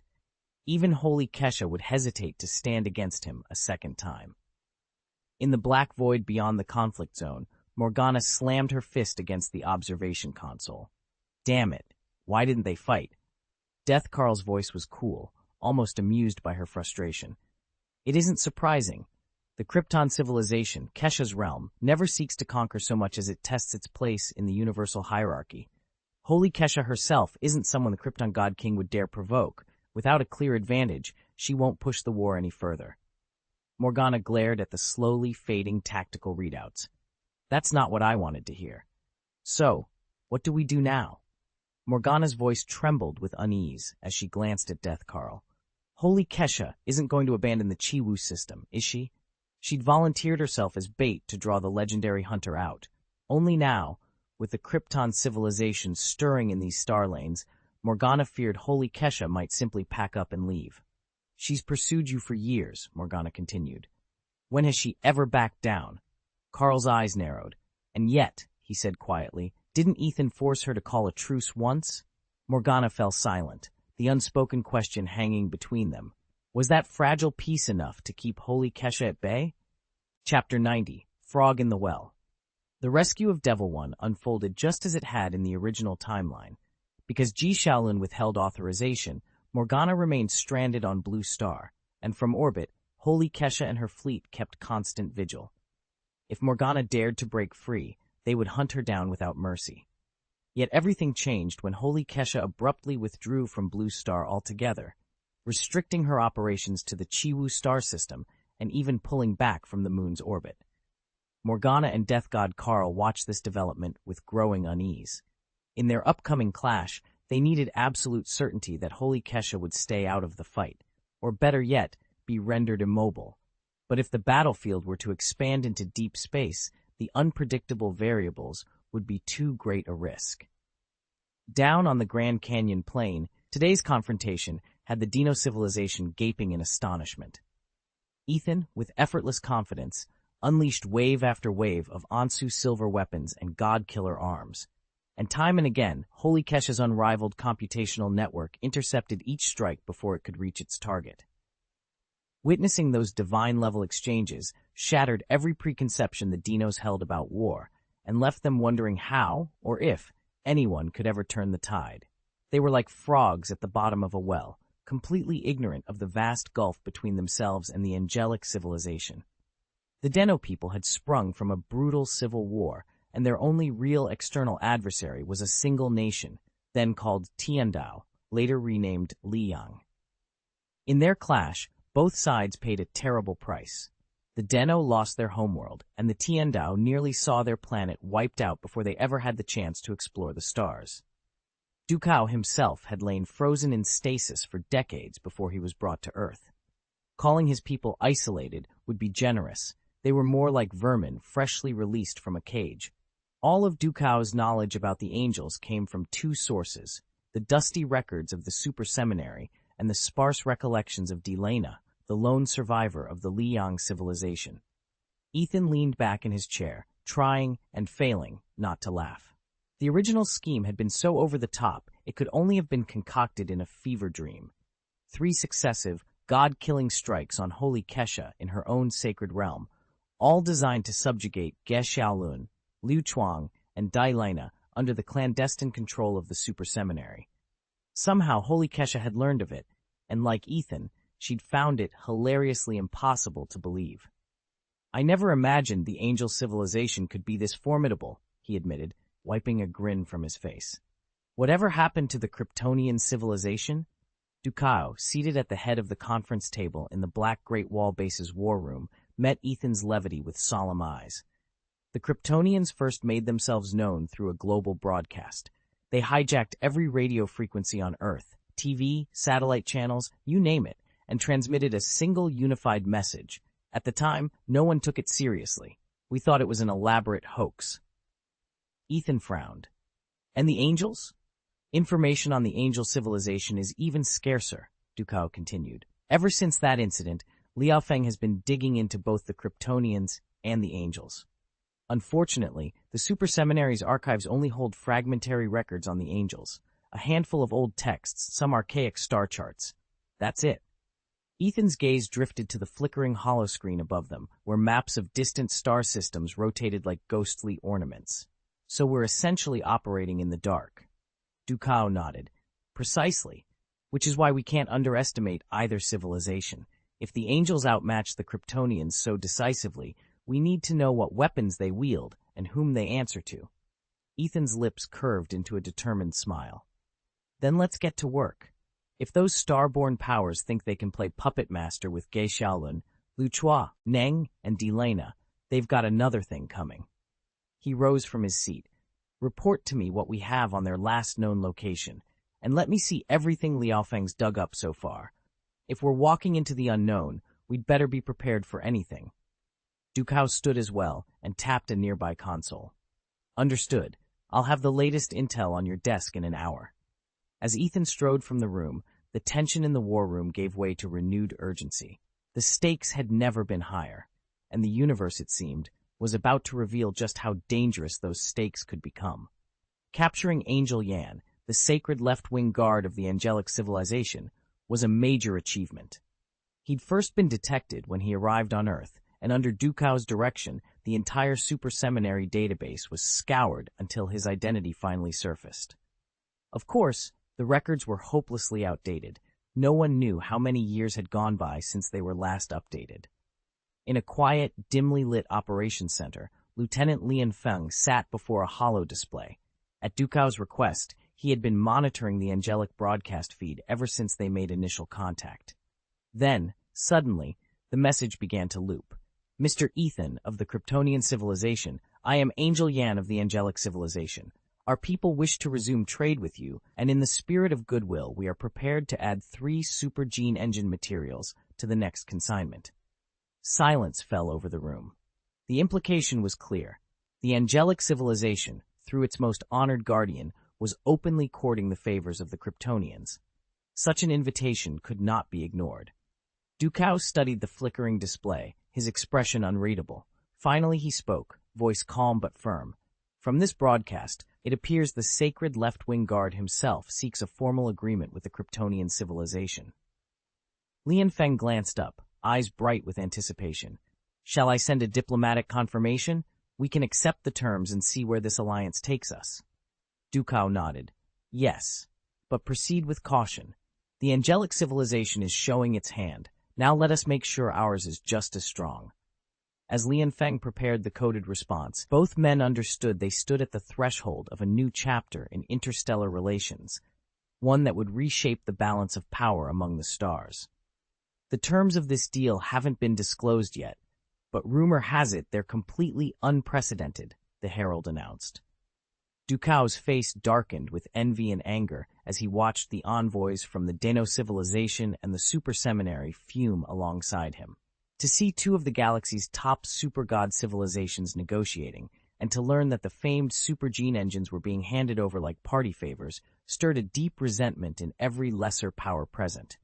He turned to his niece, Delina, often called Rena, and asked sharply, "Rena, what do you make of this? Any idea what they're really after?" Rena blinked, still half lost in thought. "I wish I knew, Uncle Du. Honestly, I don't." Her gaze drifted as she recalled the being she'd seen earlier, the radiant prime god of Krypton. In strength, stature, and presence, he embodied the very pinnacle of a god-king's power. Though she herself held the title of prime god, standing next to him had felt like standing beside a sun, and she, a mere candle. A wave of self-doubt washed over her, mingled with envy for Ethan. The Krypton god's admiration of Ethan had been clear, and in that moment, Ethan's plan had come to fruition. By making such an impression, both on the Krypton deity and on Rena himself, he had subtly reshaped her view of power. That indelible mark would linger long after today's negotiations closed, influencing her thoughts and choices in ways she had yet to understand. "Does the Sun civilization have any records on the Kryptonians?" Ducao asked Delena, eager to learn whether the Liang archives held any clue about that legendary people. Delena shook her head. "I'm sorry, Uncle Du, but I've never encountered any reference to a super-divine civilization like the Kryptonians in our known universe. If they ever existed, they may have been one of the lost super-divine cultures the space principles supported in ages past." She paused for a moment. "That said, I've forwarded everything we've gathered to Regent Pan Zhen. As overseer of the Tiandao Tower database, he has unrestricted access to Liang's entire historical record. If there's a mention of the Kryptonians anywhere, he'll find it." Ducao nodded. "Excellent. I look forward to Regent Pan Zhen's findings." Watching Delena go, Ducao reflected on her words. After all, it was through precisely this kind of rediscovered knowledge that the Dinor civilization had once risen to greatness. The Shenhe civilization established super-god academies across the galaxy, leaving behind countless legends of its deities and the mighty civilizations those academies spawned.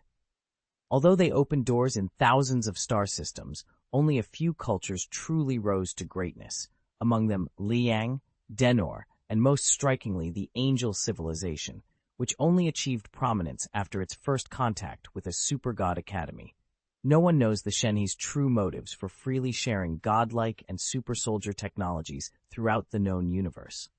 Some believe it's a calculated move to tip the balance in the looming conflict among the Shenhe body, the Beast body, and the Triangle body factions, ensuring the Shenhe body's ultimate supremacy. Others warn that the Academy's gifts carry hidden flaws, subtly warping the technological evolution of every civilization they touch. Could you please provide the full chapter text that you'd like me to rewrite? Once I have the complete passage, I'll revise it into clear, idiomatic English and rename the main character to Ethan as requested. Chapter 91, Trapped in the Well, Eyes on the Sky. Ethan stared at the holoprojector as the rotating globe of the Shenhe star network shimmered in pale blue light. Up to now, every threat they'd faced had fit into a neat framework: dark planes, supergenes, quantum computers, ancient relics. But if the rumors were true, and the Kryptonian civilization was itself a supergod race born under the influence of the Shenhe star network and the Super Seminary, then all their assumptions had been upended. "What do they want?" Ethan asked quietly. "Why hide for millennia, only to surface now? If they really owe their power to the Super Seminary, why isn't there a single reference to them in our data archives?" He turned to Lian Feng, whose fingers danced over a hollow keyboard. "Pull every record you have. Search for any trace of Kryptonians, aliases, code names, even rumored disappearances." Ducao, standing at a nearby console, shook his head. "Sir, I've scoured the entire Super Seminary database. There's absolutely nothing. No mentions, no sightings, no rumors. They might as well be a phantom race. Lianfeng's brow furrowed. That's impossible. Even the angelic civilization is thoroughly documented. How did a people capable of forcing the Holy Kesha to retreat vanish without a whisper? Maybe they never went by Kryptonian, Dukao offered. Throughout history, we've seen major civilizations change their names. Tiandao rebranded as Liang, the Sovereign League once called itself the Celestial Accord. Perhaps the Kryptonians did the same, erasing every old record. Ethan pressed his fingertips together and closed his eyes for a moment. The hum of the ship's engines was nearly deafening in the tense silence that followed. Then he spoke, voice low but resolute. We've been like frogs at the bottom of a well, only ever allowed to see a sliver of the sky that happens to hover above us. If the Kryptonians have been playing a longer game, hiding in the network's blind spots, we need to expand our field of vision. Lianfeng nodded. I'll open the search to the outer archives, ancient logs, decommissioned AI nodes, even forbidden data vaults. If they left so much as a breadcrumb, we'll find it. Dukao tapped a few more keys. I'm also dispatching deep space probes along every unmonitored vector. We can't assume they'll play by known star routes. They're clever enough to work in shadows. Ethan stood and paced to the viewport, gazing out at the stretch of stars. Good, and I'll convene the Council of Nine. We need every ally on deck, diplomats, intelligence networks, even former rivals. If Kryptonians intend to turn the tide, we must be ready. As he spoke, the ship's red alert indicator blinked on. Lianfeng twisted her chair around, glancing at Dukao. An urgent message from Task Force Vanguard. Moments later, Admiral Corvinus's face flickered onto the holoscreen. Lines of fatigue and concern marked his features. Ethan, Lianfeng, thank the stars you're both online, Corvinus said. We've detected multiple unidentified ships in the Sanaki Rift, scanning our automated mining stations. They're broadcasting encrypted signals in frequencies we've never seen. We can't confirm if they're probes or warships, but they're moving fast. Ethan's jaw tightened. Understood. Hold your position unless they open fire. Identify their patterns and report immediately. Corvinus gave a curt nod. We'll do our best, but if these vessels are Kryptonian, they'll be more than probes. Be ready for anything. The transmission ended. Silence fell over the command deck. Only the soft whir of cooling fans and the distant pulse of the warp drives remained. Ethan turned to his officers. We've already underestimated them once by trusting our limited data. No more. We'll shine light into every corner of the network and every dark stretch of space. If the Kryptonians want war, they'll find that we've stepped out of our well, and we can see the whole sky. Lianfeng and Dukao exchanged determined looks. Step by step, they would peel back the cloak of secrecy that protected this unseen threat and prepare to meet it on their own terms. Outside the viewport, the stars continued their silent dance. But now, the horizon had grown a little larger, and Ethan was ready to chase it down. Ethan watched as Dukao's face darkened with worry. First, the Tauti civilization launched a full-scale invasion of Blue Star. Then, the Neon Empire unleashed the demonic gene virus, which brought in the demon civilization. Now the angelic host is chasing the demons, and they've unexpectedly collided with an entirely unknown Kryptonian civilization. Dukao ran a hand through his hair, clearly exasperated. I never thought this tiny Chiwu star system could attract so many overwhelming powers.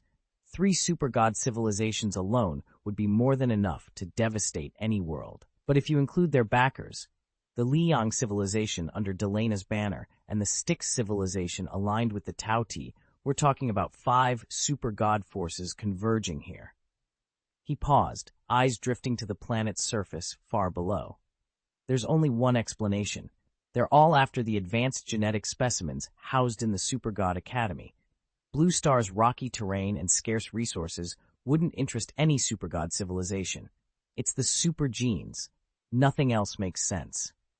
Ethan nodded grimly. The weight of Dukao's realization pressed on him. If 5 super-god powers were closing in on the Academy, the balance of the galaxy was about to shift, and not in humanity's favor. Even the combined might of the Blue Star and Chiwu systems is too fragile to withstand the caprice of these high gods, the Hua dynasty's senior envoy announced, shifting his gaze to Ethan. Xiangbinglian's super soldiers are still unseasoned. They far outclass us. We can only secure our own borders. Ethan shook his head. The gap between our civilizations won't close overnight. Frankly, it's a miracle we haven't been overrun already. I'll keep our recruits stationed against the demon incursions. There's no better way for them to earn real battlefield experience. Understood, the envoy replied. The Hua dynasty's leaders recognized that their very survival hinged on the reputation and power of the Xiangbinglian forces. If their regular legions confronted the invading demons, the casualties would be catastrophic. Yet they overlooked a crucial truth. Super gene warriors don't grow stronger simply by fighting. They need structured training and guidance to unlock their full potential.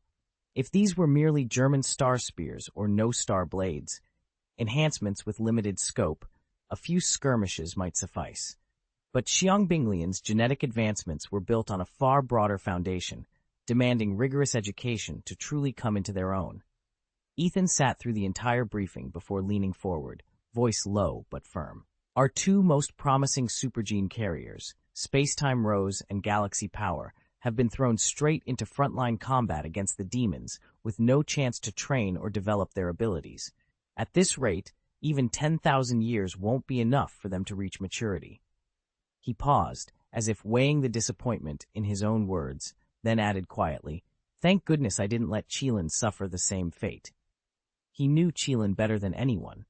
If she ever awakened her latent supergene, she would dedicate herself entirely to the motherland. Yet, as long as she remained an ordinary operative, her drive and optimism shone through, qualities he wasn't willing to risk. That was why Ethan had deliberately kept her dormant, and why he'd concealed his true identity from her, to preserve the purity of their bond and to keep her and her parents safe under his watch. Besides, a single sniper's absence wouldn't sway the outcome of this war. If anything, it might spur the others to push beyond their limits. When Commander Du dismissed the main session, he motioned Colonel Lianfeng and Ethan into a smaller conference room. It was time to plan their next move in private. "Do you really think we can use Jie Xiaolun and the others as bait to draw in the Kryptonian civilization?" General Du's words hit Lianfeng like a bolt of lightning. His eyes widened. "General Du, what are you suggesting?" Lianfeng sounded stunned. The sudden arrival of the angel and demon civilizations has already thrown everything into chaos. General Du's expression hardened. "We never intended to awaken the supergenes so hastily. But the Tauti invasion left us no choice. Blue Star simply doesn't afford us the time or the conditions for a gradual activation and training of these powers, especially with demon, angel, and now Kryptonian forces on our doorstep." Pressure bore down on him. In the original timeline, General Du had no hidden agenda. Summoning the angels was a purely tactical response. He had called for Delina to come to Blue Star and trigger the supergene to counter the Tauti threat. The angels only appeared because they detected traces of Morgana, and their arrival took Du and his command completely by surprise. They were so narrow-minded they didn't even grasp the chasm between the angel civilization and the Dinor civilization. They assumed Dinor had already mastered all three god-forging projects, and therefore must be the brightest star in the galaxy, unaware that the known universe's technology had leapt forward so far as to render their understanding obsolete. It was this ignorance that allowed the notorious war maniac to be taken down by a single god-killing bullet. Morgana still grumbled that Ethan had died as if the whole affair had been nothing more than a video game, too easily snuffed out. Naturally, she wondered whether he might already have a clone ready to take his place, as Aji had, or if he could be resurrected via some secret cloning process. "But we know next to nothing about the Krypton civilization," General Lianfeng pointed out, concern in his voice. "Isn't this gamble far too dangerous?" Lianfeng, of course, already understood Ethan's real plan, to deploy Galaxy Power and those rare supergenetic modifications as bait, luring the Krypton civilization into their sphere just as the Liang had been drawn in, providing vast resources in exchange for helping to awaken even more supergenes. Ethan met his general's worry with a calm, confident smile. At the very least, the Krypton civilization will be more trustworthy than the Liang ever were. The Liuyang civilization had poured vast resources into training super soldiers and even secured the backing of a primary god to seize galaxy power for themselves. Ethan, however, was determined not to let them succeed. Aligning with the demon civilization was out of the question. Their reputation for brutality was too notorious to risk any partnership. The angel civilization, by contrast, was simply too powerful and overbearing. If they dominated, Blue Star and the Super Gene Project would be reduced to puppets. Then there was the sudden arrival of the Krypton civilization, one of the few forces capable of challenging the angels. Their unexpected appearance suggested they had their own agenda. Chapter 92: Angel Investors. The sudden emergence of the Kryptonian civilization sent ripples through the angelic realm. Their meteoric rise threatened the righteous order established by divine Kesha. What was their true purpose? To challenge the old guardians and seize control of the cosmic hierarchy, or did they harbor deeper, as yet unseen designs? Ethan sat back, weighing the possibilities. Could he turn this unforeseen arrival to his advantage? It was a dangerous gambit, akin to inviting a wolf into the fold, but he believed that, with careful management, he could contain whatever forces the Kryptonians unleashed. General Lianfeng stepped forward, her expression tense. "Sir, with all due respect, I must protest this course of action. If you insist, I will carry out your orders, but I fear the consequences." Ethan met her gaze calmly. "Your concerns are valid, General. That's why we're not rushing into anything. For now, we observe and gather intelligence. I want a full analysis of Kryptonian technology, leadership, and intent. Only then can we determine whether to engage, contain, or confront them." He restrained the old, belligerent instincts that had once driven him to immediate conflict. "Besides," he added, "we don't even have a way to reach them directly." Recognition dawned on Lianfeng's face. But didn't Angel Yan demonstrate exactly that capability in her recent broadcast? A faint smile touched Ethan's lips. He watched as Lianfeng recalled Angel Yan's global transmission, an open invitation to the Kryptonian civilization, and found herself with no further objections. The fact that the Kryptonians have reached out to Blue Star in such an extravagant way shouldn't surprise anyone. What is surprising is that they saw fit to use the angel civilization as their couriers. Otherwise, why else would they employ such an outrageous method to make contact? Within the Angel Council, the Kryptonians have become a hot topic. How dare the Kryptonian civilization offend Queen Kesha? It's simply unforgivable, Angel Lang fumed, pacing in indignation. A high-ranking angel sitting nearby raised an eyebrow. Really? I, on the other hand, find the Kryptonians positively charming, especially their male warriors. They're the very picture of stalwart heroism. The counselor glared. Are you turning into some kind of nymphomaniac? Lang smiled defiantly. I'm merely stating the facts. They're handsome, strong, real men. And if it's handsome men you crave, why not look to the Liuyang civilization? Lang scoffed. Liuyang men want 3 wives and 4 concubines. That's not my style. Queen Kesha watched her subordinates bickering with gentle amusement. These moments of candid sibling-like squabbling were among her favorites. Finally, Angel Yan cleared his throat and offered a more measured perspective. Enough. Let's not fixate on the Kryptonians' lofty or reckless gestures. Their stance toward us may be cool, but it isn't hostile. A thoughtful silence settled over the chamber as the council weighed Yan's words, each angel privately wondering what the enigmatic Kryptonians might do next, and what they wanted with Blue Star. Angel Yan hovered at the edge of the confrontation, her wings folded close to her back. She had no desire to ignite a war between the angelic and Kryptonian civilizations over Queen Kesha, yet the situation had spiraled far beyond simple diplomacy. Everyone present knew exactly what today's showdown truly represented, but even among the most daring rulers, a direct assault on the Kryptonian king was unthinkable. Until now, Yan had never seen Queen Kesha unleash her full power. In previous encounters with the demon legions, the queen had certainly demonstrated might, but Morgana's forces had always retreated before Kesha could press the advantage. Today, however, was different. As Yan watched, her eyes widened at the raw, rippling energy radiating from the queen.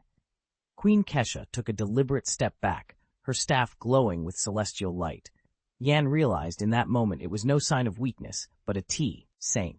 If Ethan, the leader of the Kryptonians, refused to yield, it would confirm that his ambitions extended to conquering not only this galaxy, but the entire known universe. Now, while only a dozen of the Angel civilization's highest-ranking guardians stood by, the Kryptonians had the strength to overwhelm them completely. Ethan remained perfectly still, his gaze steady on the Queen. He made no move to strike, no hint of aggression flickered in his stance. At that instant, Queen Kesha understood his true intent. He sought only a new home in the Milky Way, not the subjugation of its peoples. She lowered her staff, and the tension in the rift's crackling air finally eased. She didn't hesitate to follow Ethan's rules. Then what should Sister Yan do? Angel Moy asked, turning her question toward Angel Yan. Everyone in the chamber knew Angel Yan had been chosen by Holy Kesha to wield the galaxy's power. Now that Blue Star's defenses were sealed off, even an angel of her stature could not slip in uninvited. After all, the Angel Investment Program, especially its famed Guardian Oath, was the most prestigious sponsorship in the known universe. Holy Kesha had built it into an unrivaled brand.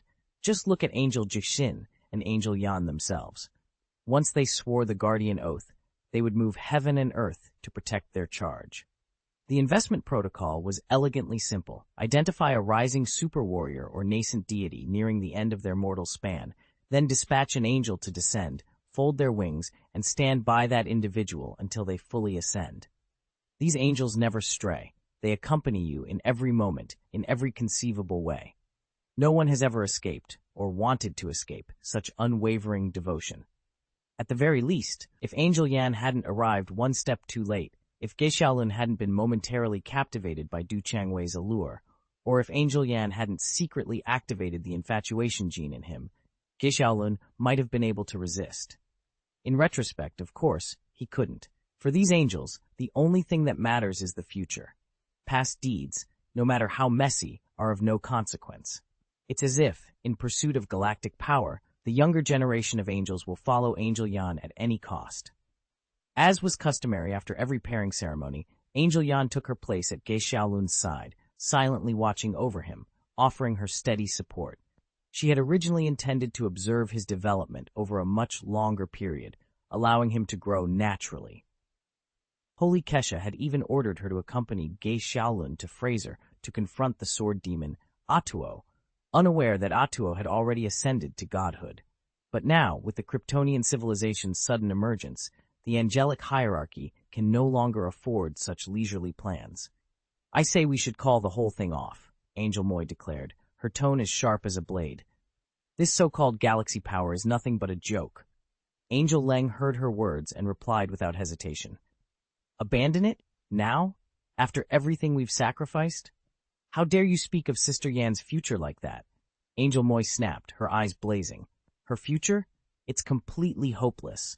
The other angel replied coldly, a sneer curling her lips. She dismissed the power of the galaxy force, refusing to see her long-quarreling sisters cast into oblivion. What she didn't understand was how vital that power was to the angels' survival. Once the super gene awoke, only Ge Xiaolun's total destruction could stop it. And if Angel Yan herself refused, Holy Kesha would send someone else in her place. There was nothing Yan wouldn't endure for the sake of their destiny. Although she appeared free-spirited, she obeyed Holy Kesha without question, ready to lay down her life for the angel's future, no matter how cruel Ge Xiaolun's conditions might be. Such devotion was almost warrior-like. Just as Holy Kesha was formulating her next step in reaching out to the Kryptonian civilization, a secret transmission lit up her console. A slow smile curved her lips. The moment she'd been waiting for had finally arrived. Hexy's true body, long presumed lost, was on its way back. You've come sooner than expected, she said with playful triumph. Couldn't wait to meet the God King, could you? We've met before. Despite her surprise at first sight, Hexy quickly composed herself. Though she grew up in Yanggu and hadn't seen her fair share of genuinely handsome men, this stranger's striking features were impossible to ignore. Chapter 93, Falling Out at the Drop of a Hat. She peered at the holo projector, one hand pressed against her lips. If he really were that stunningly handsome, I'd have fallen for him already, she muttered. I'll admit I'm greedy, but brave? That's another story. I know, replied Holy Kesha with a knowing smile. Of course, Kesha was aware that she had already crossed paths with Ethan once. What she hadn't anticipated at their first meeting was that Ethan was no ordinary man, but the God King himself, O King of Gods, a rank few mortals could claim.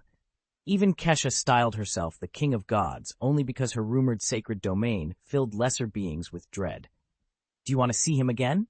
Kesha asked, leaning forward. She bristled behind the comlink. "What are you implying? That I'm up to something underhanded?" "Relax." Kesha's tone was light, almost teasing. "You've dabbled in interstellar diplomacy before. Remember your stint on the Liang frontier?" She's lips curled into a sardonic half-smile. "That was a lifetime ago. I'm officially retired from cloak and dagger work." Kesha chuckled softly. "Retired, you say? You're hardly a spring chicken these days." "Spare me the condescension, you old trickster," she snapped, her cheeks flushing even though it was a hollow image. Kesha sighed, but didn't lose her amusement. "Just think it over. Ethan won't hang around forever." She stared at the floating light of the projector, torn between curiosity and apprehension.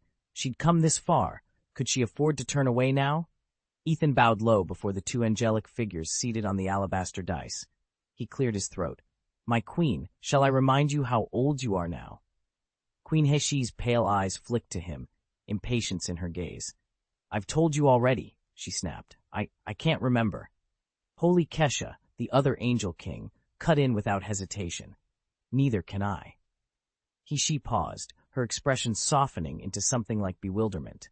The very idea of a mortal prince, or any prince, winning their hearts felt absurd. They had long since shed the naivete of young angels who believed in perfect fairy tale love. Ethan understood this perfectly. He had never devised some grand-hearted scheme to charm the three angel kings. It was a waste of effort. Every newcomer to the Super Seminary arrived nursing harem-building fantasies, but even the most charismatic mortal could not sway the kings. If he wanted female company, it would be far easier to gather a battalion of winged beauties in carefully chosen skirts than to break the cold reserve of Heshi or Kesha. He could have tried brute force. Overpowering them seemed child's play, but that would be hollow and largely pointless. It would also be a tremendous nuisance. Besides, there were precious few women he truly wished to court. Du Changwei, perpetually exasperated, refused even to grant him a second glance. Morgana. Every time Ethan beheld her, it felt as though life itself drained away. Holy Kesha leaned forward, her silver hair cascading like moonlight. "Just speak with them," she urged. "If that fails, there are always other options. Then just release your little angels. You really think a king like him will change his mind so easily?" Heshi's eyes flickered with both admiration and frustration as she thought of Ethan's overwhelming presence. He wasn't merely a young god, he was a god king, an immortal sovereign whose heart no ordinary mortal could sway. And yet here she was, about to barter her dearest friend, unsellable for 30 millennia, to a being who saw mortals as nothing more than pawns. After decades of sisterly devotion, this was her sudden repayment? Holy Kesha, ever the consummate instructor, waved a hand dismissively. "It's just a straightforward exchange, nothing more. At worst, you'll learn his true intent." She tugged at the sleeve of her celestial robes. "My junior angels," Kesha continued, "don't possess the rank to address him directly. But status is exactly the issue," she interjected, her voice low. She knew that only a king could negotiate with a king. Through their secret link, resentment laced her words. "If I approach him unprepared, he may refuse to speak, or worse, hold me hostage." Kesha nodded, her expression thoughtful. "Then let us arrange this properly. I will secure you the dignity you need to parley with a god king." Heshi's heart pounded. Finally, there might be a chance not just to strike a deal, but to uncover Ethan's true purpose and protect her friend from an uncertain fate. Holy Kesha's voice was quiet but insistent. "When the time comes, you've got to come back and get me." Hexi frowned, eyes narrowing. "Fine, go ahead. I'll be right behind you." Holy Kesha studied her expression, uncertain how Hexi would react next. Ever since Holy Kesha alerted the Supreme Heavenly Court to their whereabouts, they could no longer afford to remain hidden. Without sufficiently advanced technology, like that possessed by the Dino or demon civilizations, the court's existence would have stayed a secret. But both the Angel Civilization and the Death Song Academy had already discovered the Supreme Heaven's domain. As Holy Kesha pleaded with her best friend to send her across 1,000 light-years to safety, an unwelcome visitor materialized in the court's outer sanctum. It wasn't Karl himself. The god of death still lacked the nerve to appear in person, but his emissary, Snow, carried a living projection of Karl's power. Deathsong Academy, someone whispered in recognition. The Kryptonian civilization had tangled with the Academy once before. Their king, blunt and uncompromising, had walked away without striking any deal. Now, as Snow's shadow flickered against the crystalline walls, all parties sensed that another confrontation was inevitable. Ethan stood at the heart of the Supreme Heavenly Court, still clad in the battered celestial armor he had worn when confronting the Holy Kesha. Before him materialized Karl, the god of death, an honored visitor capable of finding this once-hidden realm now laid bare. Karl inclined his head with courtly restraint. "Your Majesty the God King," he intoned, "I bring you my respects." Ethan returned the gesture. "Karl, god of death, you honor me with your presence. To what do I owe this visit?" Ethan had expected a graceful messenger in silken robes. Surely the Holy Kesha would send someone of high rank like Angel Yan to probe his motives. He never imagined the true deity herself would step through these gates, and he was certain the clone left on Earth would never have been charged with such an embassy. A mere duplicate would be far too slight a representative of her sovereignty. Yet here stood Karl, and in him, and through him, Ethan sensed the weight of the Kesha's inquiry at last made plain. Even if she dispatched a fourth-generation divine body clone, the result would be the same. Not even Queen Kesha herself dared to set foot in the supreme heaven. She was supremely confident, but never arrogant. Death God Karl fixed Ethan with a frank, unflinching stare. "Your Majesty the God King, I wish only to ask about the Void." Ethan paused, considering. "The Void? As far as I know, no universal statute bars its study." Karl inclined his head. "That's true in theory, but Queen Kesha of the Angel Civilization has expressly forbidden any research into void theory. Yet the Kryptonian civilization is said to have detonated a black hole in our known universe and extracted void matter." He let that hang in the air. He hadn't glimpsed any evidence of void mastery from Ethan's public displays, but he refused to rule it out. A simple projection won't prove your command of such power. Ethan's lips curved in a faint, cold smile. With a single, graceful gesture, he unleashed a wave of pure, shadowed energy. In an instant, the spectral projection of Death God Karl dissolved into oblivion, and beside him, even the terrified image of Snow flickered and vanished, leaving only a haunting silence in their wake. Chapter 94. The King is Unreasonable.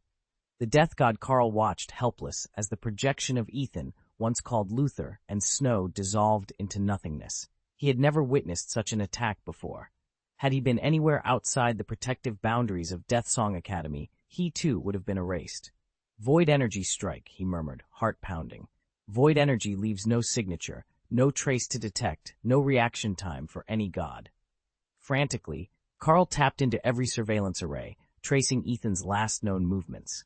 At the same time, he enacted the Academy's emergency resurrection protocols to restore Snow. Thanks to Snow's continuously updated dark data backup, augmented by predeposited carbon genes and dark matter residue, the process went smoothly. The Snow that reassembled himself within Karl's sanctum was not quite the same as before, yet to Snow's own consciousness, nothing felt wrong. When Snow opened his eyes on the cold, obsidian floor of Karl's sanctum, a tremor ran through him. Though his mind and memories were intact up to the moment of erasure, waking in a divine resurrection chamber was a shock. He remembered what it had been like to cease existing. Karl allowed himself only a moment's pity before turning back to the data before him. He overlaid Snow's freshly retrieved records with traces of Ethan's assault. As the pieces snapped into place, Karl's face grew grave. "The power to slay gods," he whispered. "Ethan has awakened a force beyond all precedent." In that instant, the Death God understood two immutable truths: that his Academy's ancient safeguards would be tested as never before, and that the young king who commanded void energy was dangerously, terrifyingly unreasonable. Ethan's power flared in a dazzling burst of anti-dark matter energy, the legendary god-killing force. More advanced than stellar energy or dark energy, this was the pinnacle of destructive potential, that even the gods and the super warriors coveted before the secret of void energy was revealed. Karl, the god of death, let out an anxious breath. This display confirmed his suspicions. Ethan possessed a war god-level super gene, truly a god-killing super gene.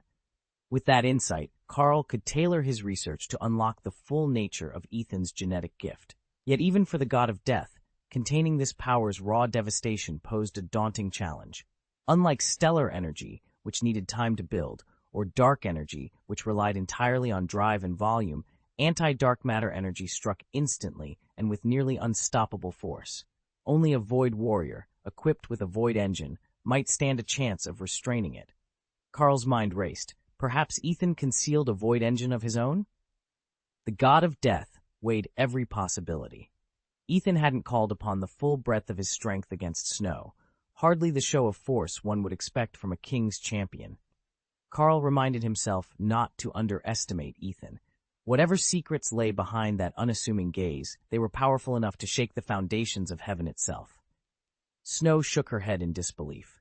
Good grief, this Kryptonian god-king is just too domineering. Death god, Karl glanced at her thoughtfully. He really is impossible to reason with. Karl had long bristled at High Priestess Kesha's draconian ban on his black hole experiments, but now, even her iron-fisted rules looked almost merciful by comparison. Ethan, the new god-king of the Kryptonian civilization, had only appeared in the known universe a short time ago, and already he'd slaughtered untold numbers of super soldiers and lesser deities. He'd even killed Morgana, a true sovereign-level being, outright. Granted, Kesha herself had slain Morgana on more than one occasion and hunted her across countless light-years in the Hexy star cluster. Each time, Morgana resurrected herself from dark data backups. But this was the first time Ethan personally delivered the fatal blow. Karl felt an unexpected twinge of sorrow at that fact, a curious pang for a phantom whose ions usually evaporated almost as soon as they surfaced. Yet even this fleeting sympathy could not long endure under Ethan's ruthless shadow. Ethan stood before the shivering void, watching as Morgana's essence poured back into the world. No sooner had she reformed than she erupted in a torrent of profanity, her mocking laughter shattering Death Karl's last shred of composure. Ha ha ha, Karl, so I hear your grandson was cut down by that human, Ethan? Death Karl, the god of the Reaper's Hall, inclined his head with polite calm. Not quite, he corrected smoothly. It wasn't your life lost, it was Snow's. Morgana paused, the air crackling with her annoyance. You said we were from the same realm, she snarled. If you insisted I understand your pain, you didn't have to go to such lengths, Liangbing. Silence, Death Karl's voice boomed. Remember, you demanded I call you Queen Morgana. Instantly, Morgana ignited with fury, unleashing a fresh salvo of curses that drifted like black smoke through the ether. After a few more barbed words, though, her anger subsided. She had called for a higher purpose, to learn everything she could about Ethan, and by extension, the mysterious Kryptonian civilization he served. Below them, Earth, known to some as the Blue Star, lay besieged. Demonic legions poured forth, and only humanity still dared to resist. Even Morgana could not dismiss the ferocity of the counterattack. The Super Seminary's holy battalions, the Deno civilization's techno-warriors, and the elite super soldiers had all struck wounds deep enough to give her pause. As the void settled, Morgana folded her arms and fixed Death Karl with a calculating gaze.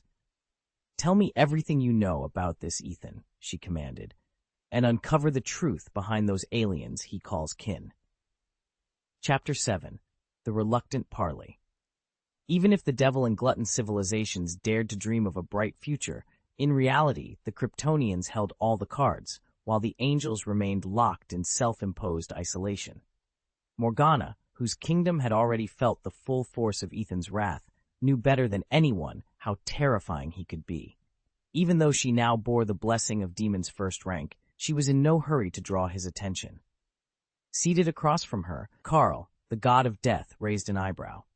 Morgana chose her words carefully. Ethan, she said, the God King is not one to parley lightly. Karl's lips curved into a faint smile. Why wouldn't he parley? He's a god. Surely he's open to diplomacy. Morgana met his gaze steadily. It's not that he's closed to conversation. It's that he simply doesn't see the need. If he wanted to negotiate with us, he would have already done so. The god of death tilted his head. So you're saying he's ignoring me out of laziness?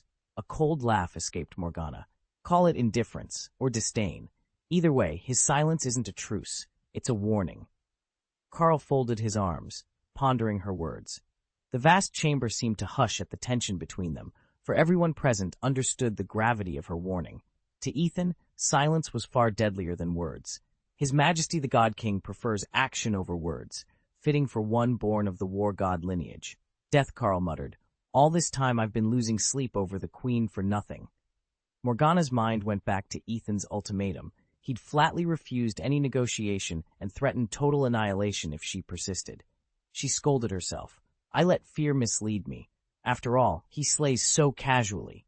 I wasn't frightened, Your Majesty, Death Carl protested. Morgana's lips curved into a challenge. Is that so, Mr. Death Carl?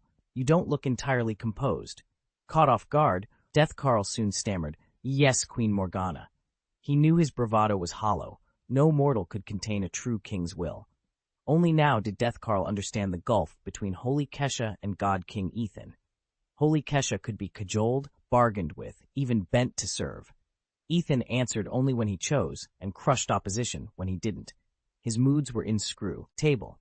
His next move, impossible to predict. Standing there, Death Carl felt the certainty of the known universe slip away. God King Ethan was simply too volatile. If Holy Kesha ever goes dark, what will God King Ethan do? Death God Carl felt a cold knot of dread tighten in his chest. Even the great clock's most optimistic readings offered little hope for the future. Still, he would not abandon his scheme to destroy Holy Kesha. As long as she remained online, the dawn of the Void Age was all but impossible. But the moment she vanished from the network, that very apocalypse might surge to life. Whatever Ethan's response might be. Chapter 95. She, just as Ethan dismissed Carl, the god of death, from his presence, a new figure glided in behind him. What a splendid sight, came a smooth, resonant voice. The heavenly king of the angelic civilization honors us with her arrival. Ethan didn't turn immediately. He stood at the center of the obsidian throne room, arms folded, observing the newcomer. She stepped into the circle of lamplight, her wings folding neatly behind her. At Ethan's side, the holographic projection of an identical he-she, stationed back on Blue Star, flickered in silent greeting. Ethan recognized at once that this was no mere simulacrum, but a fourth-generation high-spec battle automaton, one of the many battle dolls the angelic civilization's ruler was rumored to conceal. Whether this was he-she's true form, or simply another proxy, he couldn't say. Your Majesty the God King still has a wicked sense of humor, he-she teased, recalling their first awkward meeting. Ethan finally turned, motioning toward the nearest visitor's dais. I'm listening. What business brings the angel civilization's sovereign to my domain today? She inclined her head, stepping forward with poised grace. I come at the command of Queen Kesa. Her Majesty wishes to know, what does the God King require from us? Ethan's gaze held hers, cool and unyielding. She cleared her throat, waiting patiently. The throne room fell silent, save for the soft hum of arcane energy dancing along the crystalline pillars, each awaiting the God King's response. Ethan's voice was soft, but carried an unmistakable edge. What do you want? He tilted his head so that shadows cloaked his eyes, making it impossible for she to read any hint of emotion. Among the Kamigawa, learned to interpret every flicker of expression, such concealment was nearly as revealing as a shout.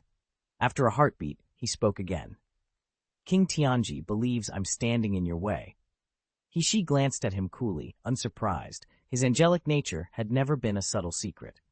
From what I've discovered, all 5 super-divine civilizations, the demons, the angels, the Styx, the Dino, and the Liang, are gathered here.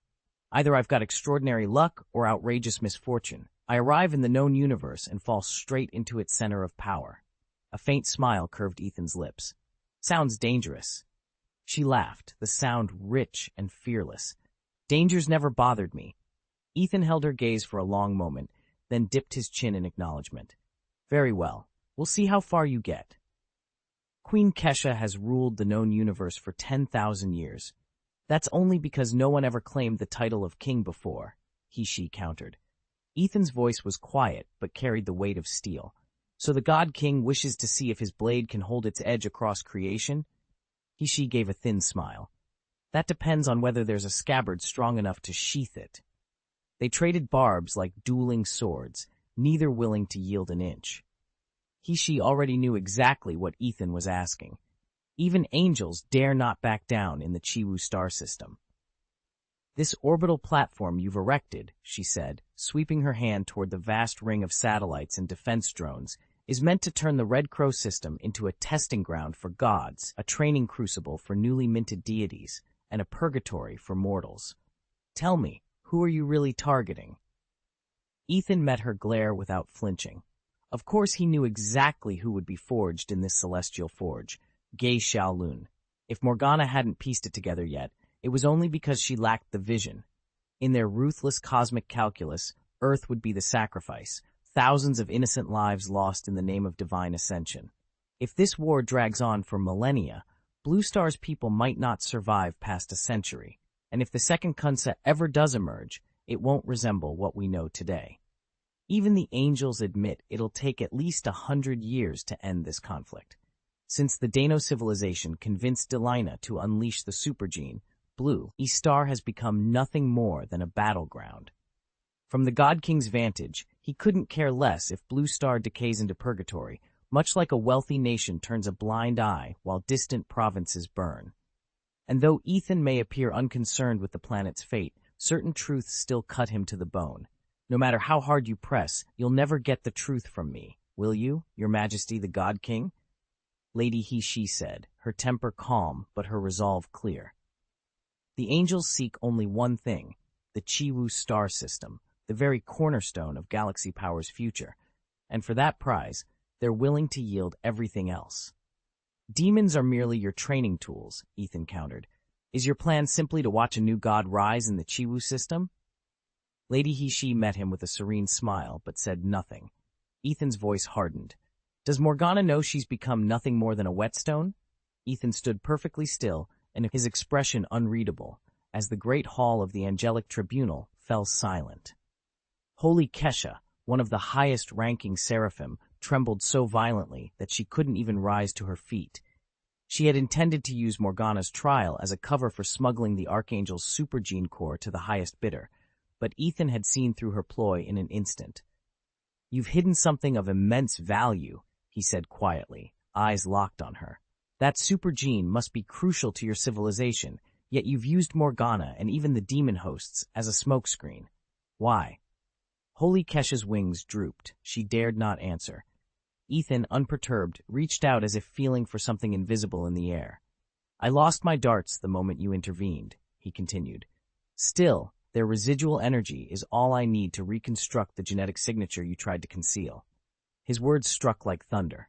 Across the chamber, He-She, another angelic envoy, stood frozen, guilt and fear warring in his eyes. Kesha finally found her voice. No mortal, no king could have uncovered our secrets so precisely. Ethan inclined his head. I'm no skybound deity, and my methods aren't yours. I hail from the fringe expanse, where gods survive by reading the faintest echoes of power.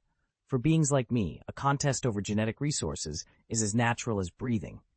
For your kind, however, it's a dangerous novelty. Angels in the gallery shifted uneasily. At the outset, Kesha had planned to extend the trial indefinitely, knowing that under angelic law Morgana would be forced into a millennial slumber. But once Ethan had halted the proceedings, all her leverage evaporated. Kesha, Ethan said softly, the trial is dead. By stopping it, you've already forfeited its benefits. You can either admit defeat now, or we can tear these secrets apart until there's nothing left to hide. Silence pressed down on them. The walls, carved with the annals of countless heavenly judgments, seemed to lean in. He-She dropped to one knee, unable to meet Ethan's steady gaze. At last, Kesha bowed her head. Tears of frustration glimmered on her cheeks as she spoke the word that would change the fate of two civilizations. I concede. Is that why? He-She arched an eyebrow. I thought you'd understand. After all, we're all kings, but apparently not all kings are the same. Ethan shook his head. How so? Curiosity flickered in He-She's eyes. A true king never yields, never tolerates, never compromises. When something sacred is violated, when the very foundation of order is threatened, there's no turning back. In our known universe, Holy Kesha reigns as king of gods, the architect of justice itself. Do you really believe she'd bow to a foreign deity from another cosmos? Ethan considered this. His own position was unassailable. He was the rightful sovereign, the supreme power in his realm. So it made perfect sense that the angels would assume any oversight was their own, not the result of his hidden insight. Kesha's bottom line is absolute, he said quietly. She would never sacrifice the interests of angelic civilization for the sake of a newcomer god. She stared at him, genuine surprise in his gaze. He had never imagined Ethan would see through their scheme so effortlessly. She pressed her palms against the table, frustration and resignation warring in her voice. You have to understand, no matter how valuable these supergenes are, the angel civilization will never sacrifice its core interests for them. Ethan's gaze never wavered. She took a breath. I know, and believe me, I wouldn't ask for anything unreasonable. But what if? Before she could finish, Ethan rose abruptly. She jumped back, eyes wide with shock. In that instant, her mind replayed everything she'd gleaned from the classified data she'd risked everything to steal. Every anomalous energy spike, every unexplained mutation in his genetic file, they all fit one legendary blueprint. Ethan's voice was calm but carried a weight that made her chest tighten. What if I told you I'm not just another human with a rare mutation, but that I am the power of this galaxy? She froze. The dark readings in her database, once a confusing jumble, now made perfect sense. Ethan wasn't merely a carrier of supergenes. He was the embodiment of the ultimate supergene itself. And if that were true, the angel civilization wouldn't simply be interested in him. They'd come to claim him as their greatest asset. Chapter 96. She's terror. She stood frozen, her eyes wide with disbelief. It simply couldn't be true. No one outside the Super Seminary and the Angelic Research Division had ever mastered the galaxy power, let alone altered it at will. And yet here was Ethan, casually demonstrating precisely that ability. Have you fully analyzed the galaxy power? She demanded, struggling to keep her voice steady. Ethan met her gaze calmly. Absolutely, he replied. This supergene is fascinating. It seems capable of generating energy directly from the void. Naturally, I've been cataloging every facet of it. She's mind raced. The galaxy power and the Kamigawa power were joint projects of the angels and the Super Seminary. No one else had the clearance to even touch the data, much less manipulate the energy itself. Yet Ethan had not only accessed it, but awakened a gene that let him embody that power. His own supergene wasn't merely a fragment of galaxy power. It was galaxy power. How did you bypass all the security protocols? She asked, her voice barely above a whisper. This was the Angels' ultimate safeguard, their most closely guarded secret. If he'd mastered it, there was nothing left to protect. Ethan shrugged, his expression inscrutable. I found a backdoor in the coding, a flaw in the permissions hierarchy. Once I had access, the rest was straightforward. She felt her stomach drop. She forced herself to nod. So there's no point in hiding it from me. No, Ethan said softly. You already know the truth. A tense silence fell between them, as she absorbed the implications. Ethan had broken the Angels' greatest barrier, and in doing so, had shifted the balance of power entirely. Hexie's curiosity had reached its peak. How had Ethan, or more broadly the entire Kryptonian civilization, managed to unlock the super god? After all, both the Academy and the angelic civilization had sealed it behind Kamigawa gene locks and the strictest permission protocols. Everyone agreed it was unbreakable. If there were a way through, someone would have uncovered it long ago. Even a brute force assault would have left telltale traces in the sacred knowledge vault. I didn't hack or circumvent the locks, Ethan said with a casual shrug. I simply untied them. Hexie stared at him, utterly incredulous. You untied them? But I detect no disturbance in the mana lock. There's been no breach. In other words, you didn't trigger the wards at all? Ethan offered a faint, knowing smile. It may sound impossible to you, but for me, it's routine. My supergene enhancements and supreme wisdom pushed my neural development past 90%. By contrast, according to the Dark Plains intelligence surveys, your angelic kind peaks at only 45%.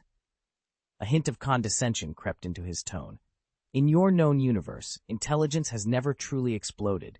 You depend solely on latent supergenes. On Krypton, we evolve those supergenes alongside our cerebral development, step by step, in perfect lockstep. Ethan's voice rang out across the command deck. Even without super genes, our brains have evolved beyond measure. Engage the enemy. She absorbed those words and realized, for the first time, just how far Kryptonian civilization had advanced. During the Great Conflict, the Triads, those once dreaded foes of the Kamigawa, had leapt forward in only 3,000 years to achieve the mental development that had taken the angels 100 millennia.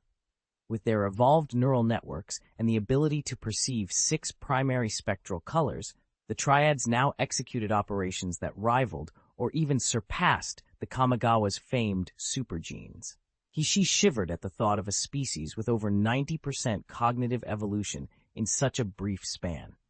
Those 3,000 years alone had been enough to threaten the Kamigawa's supremacy. After crushing the Triads in that war, the Kamigawa launched the Star Network Project, a galaxy-wide campaign to scatter divine river hosts throughout the universe and utterly subjugate both beastkin and Ayad alike. From Hishi's perspective, Ethan's calm confidence and lofty demeanor were entirely justified. With a mind this highly evolved, the angels have effectively become a different species, akin to the gap between archaic hominids and modern humans. Ethan no longer regarded them as primitives, and if their intellect rivals his own, what arrogance could they cling to as kings of the known universe in his presence? The phrase, supreme intelligence super gene, drifted through Hexy's thoughts. So the angels have one more option, Hexy said, forcing a wry smile. Isn't that reassuring? Ethan remained perfectly calm. In truth, he held all the cards now. From the moment the cosmic force first awakened within him, he had seized control of the angels' destiny. They had no inkling whether he planned to target Ge Shaolun next, or how he had come to possess such unfathomable power in the first place. Hexy shook her head. Even she couldn't imagine the heights a brain developed beyond 90% could reach. Neither the sacred archives nor the great clock had ever anticipated intellect on this scale. It was conceivable, perhaps unavoidable, that Ethan's mind had outgrown even the great clock itself. He had become, in essence, a living supercomputer, a terrifying testament to the super genes that lurk at the very edge of the universe. Ethan studied Hishi across the polished obsidian floor of the council chamber. Had the angels really been holed up in their celestial spire so long that they'd forgotten the harsh truths of the cosmos? He leaned forward, voice low but unwavering. War is the crucible of progress. Your so-called known universe has basked in peace for millennia, but in our dark universe, conflict never ceases. Hishi's pale face tightened, but she said nothing. Ethan was invoking the law of the dark forest, the idea that only eternal struggle breeds strength. She certainly understood the theory, even if it sat ill with her angelic sensibilities. At last, she echoed, war. Ethan pressed on. Under Queen Keisha's rule, your worlds have enjoyed 10,000 years without a true war. Even your skirmishes with the demons were nothing more than staged exercises, a way to keep the angels' blades sharp without risking the realm's stability. She drew a slow breath. I have no authority to enact such a strategy, she confessed, but I will return at once and report to Queen Keisha. Thank you, Ethan said, inclining his head. She swept out of the chamber in a shimmer of white light. Moments later, Hishi's secret transmission crackled into Queen Keisha's private throne room. The Queen's reply sounded in Hishi's mind almost instantly, her tone laced with skepticism. Are you certain this threat truly spans galaxies? Yes, it looks like every restriction's been lifted. He isn't hiding anything, as she said. She leaned back, eyes narrowing. Edge space technology has advanced so far now, brain development over 90%, and this supergene keeps evolving, even merging with other supergenes. Saint Kesha trusted her friend's assessment, but that only deepened her unease. The fate of the angels now lay in the hands of strangers, and she needed to be sure Ge Shaolun wouldn't be compromised by Ethan. It must be a supergene designed to interface with the power of the galaxy, she whispered. She shook her head. No matter how you slice it, a gene that rewrites itself at will? That's beyond belief. He says he unlocked galactic authority.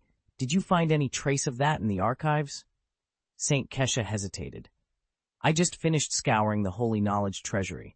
All the data appears normal, but when you're operating at more than 90% brain capacity, the impossible becomes routine. Edge space, or the so-called dark universe, perhaps, It may obey rules we haven't even imagined yet. She closed her eyes for a moment, taking a steadying breath. How had Ethan tapped into such unimaginable power? With every answer they uncovered, 10 more questions sprang to life, and none was more urgent than protecting GX Eowlin from becoming collateral in a cosmic experiment far beyond their control. By the way, has the galaxy's ultimate core gene lock been released? That was the final safeguard the Shenhe people put in place to seal off their own power. Chapter 97, If You Can Control Him. Ethan sat alone in the dim glow of the archive chamber, the air humming with latent energy. Before him floated a single ancient tome. Overview of the Kamigawa sequence, authored by the legendary Dinghai. He'd heard rumors of this text for years, rumors that claimed it held the secrets to powers long thought lost.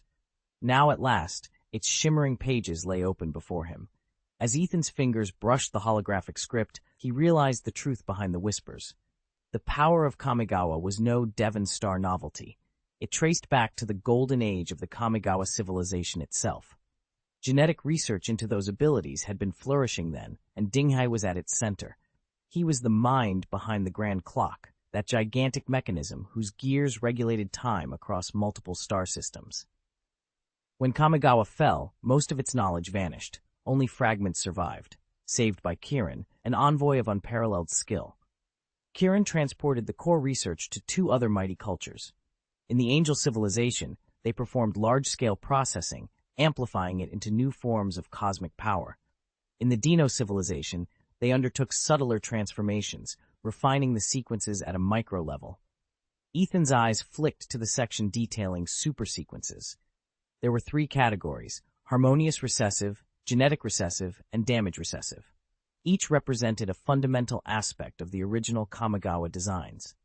But the chapters that truly caught Ethan's breath described Ge Xiaolun, a prodigy rumored to harbor dozens of latent sequences yet to awaken. No ordinary warrior could match such potential. Only a heritage born of the 2 oldest civilizations in the galaxy could account for an upper limit so staggering. As he read, Ethan felt the weight of history pressing in. Dinghai's status wasn't merely academic. He'd stood equal in authority to the founder of the Space Academy, the very institution that trained legends. Carl, the current dean, was rumored to descend from Dinghai's line, proof, if any were needed, of how deeply these ideas had woven themselves into the fabric of the cosmos. Ethan closed the tome with a soft click. The archive chamber's lights steadied around him. Now he understood why so many had sought control of Ge Xiaolun's power. Whoever mastered those dormant sequences would possess a key to reshape destiny itself. A ripple of determination passed through Ethan's veins. He was no mere scholar. He'd proven himself time and again in the field. If there was a way to guide or contain such raw potential, he would find it. But first, he needed allies, and he needed answers. He stood, cradling the hollow tome to his chest. Beyond these walls, the tides of power had already begun to swell. The ancient secrets of Kamigawa would not remain buried forever. And if someone could control Ge Xiaolun, it would change the balance of the entire star network. Ethan took a steadying breath. In that moment, under the watchful hum of the grand clock's distant field, he whispered to himself, "If you can control him, then you command the future." Ethan had vanished the moment the Kamigawa civilization fell. Kirin had even tried to resurrect their teacher, but all his efforts ended in failure. Naturally, the power of Kamigawa paled beside that of the galaxy. Their strength is greater than we ever imagined, Keisha admitted. Still, she and the others couldn't crack the final security lock. It was simply too advanced. Hexie frowned as she tapped through streams of data on her wrist console. "I'm not sure what to make of it," she said. "Everything I can access was unlocked by him personally. I used to wonder how he kept everyone out of his darker archives. Now I'm convinced it's his own super genetic technology holding us at bay." "But didn't he trade some of that super gene engine tech with you?" Keisha pressed. Hexie shook her head. "Perhaps they wanted to benchmark our progress, or maybe their version differs enough that they intend to study it. Honestly, though, it's almost impossible that their genetic engineering falls short of ours." That was the verdict from Hexie's orbital analysis. Deep down, she knew the dark universe couldn't be lacking in advanced supergenetic breakthroughs. Back when they first met, Ethan quietly demonstrated his power to shield her mind from the Dark Plane's influence. He, Z, and every other angel had assumed it was just some rare, primordial supergene talent. So what? You think we should all bow down and kiss his ring? Holy Kesha teased, a sly smile playing on her lips. She didn't even flinch. One is an ancient god, and the other is a newborn divinity still playing house, she said coolly. Do you honestly believe the angels would throw in with him? To any reasonable mind, Ethan seemed untouchable, immensely powerful, fully grown, and utterly self-reliant. What use were a few angels to someone who needed nothing and would discard them the moment they'd outlived their purpose? Both Holy Kesha and she were supremely confident that the angels had all the time in the universe to cultivate their strength. They had no idea Ethan had already seen the future and had no intention of interfering. He'd simply offered she another option. If he'd moved directly to destroy Holy Kesha himself, the lesser angels would only have grown to despise him, and they never would have come seeking his protection. Ethan and Delina watched in silence as the Liang civilization teetered on the brink of self-destruction. Panjen admired both Ethan's cool detachment and the Liang's own audacity. Meanwhile, Karl, the god of death who goes by the title Holy Kesha, had leveled the Liang worlds with her void engines and particle-forged legions. She'd harvested those particles at the moment she collapsed a black hole, and now she intended to siphon the sun's light to fuel even more cosmic cataclysms. The Angelic Council's mandate was straightforward. Safeguard the galaxy's power nexus, prevent the Kryptonians, who just discovered how crucial that energy was to the angels, from interfering, and thus keep open the option of diplomacy. If diplomacy failed, the angels were confident they could hold their own. She's return reports were bone-chilling. The horrors Kesha endured overthrowing Huaye had been even worse, more harrowing, more despairing, yet she'd emerged triumphant. She took a steadying breath. And the Kryptonian civilization? A slow, confident smile curved Holy Kesha's lips. Can you control them? Why don't you handle it yourself? With your rank and power, you're more than capable of controlling him, Ethan shot back. Holy Kesha studied him for a moment before replying. Tens of thousands of years ago, we endured a far darker, more desperate era, an era long since past. We don't need to revisit it now. She hesitated, then asked, Shall I summon the retired angels? Ethan shook his head. I've already stockpiled more than enough materials and resources to reinstate every retired angel if need be. Do you really believe the angels have ruled the known universe for millennia just to scrape by? We've never waged a war this lavish before. There's no need, Holy Kesha said with a knowing look. The Kryptonian civilization has no standing army to invade. Ethan's mind drifted back to what he'd seen in the supreme heaven, beings of almost unimaginable power, some true gods, others third-generation super warriors, and a few who had even reached demigod status. Each one was an angel by birth, and each carried far greater armaments than Angel Yan. In a straight fight, Yan stood more to lose than to gain. Two of them against him would be a death sentence. Ethan sat back, weighing the implications. The Kryptonian civilization was unimaginably wealthy, and it had to be.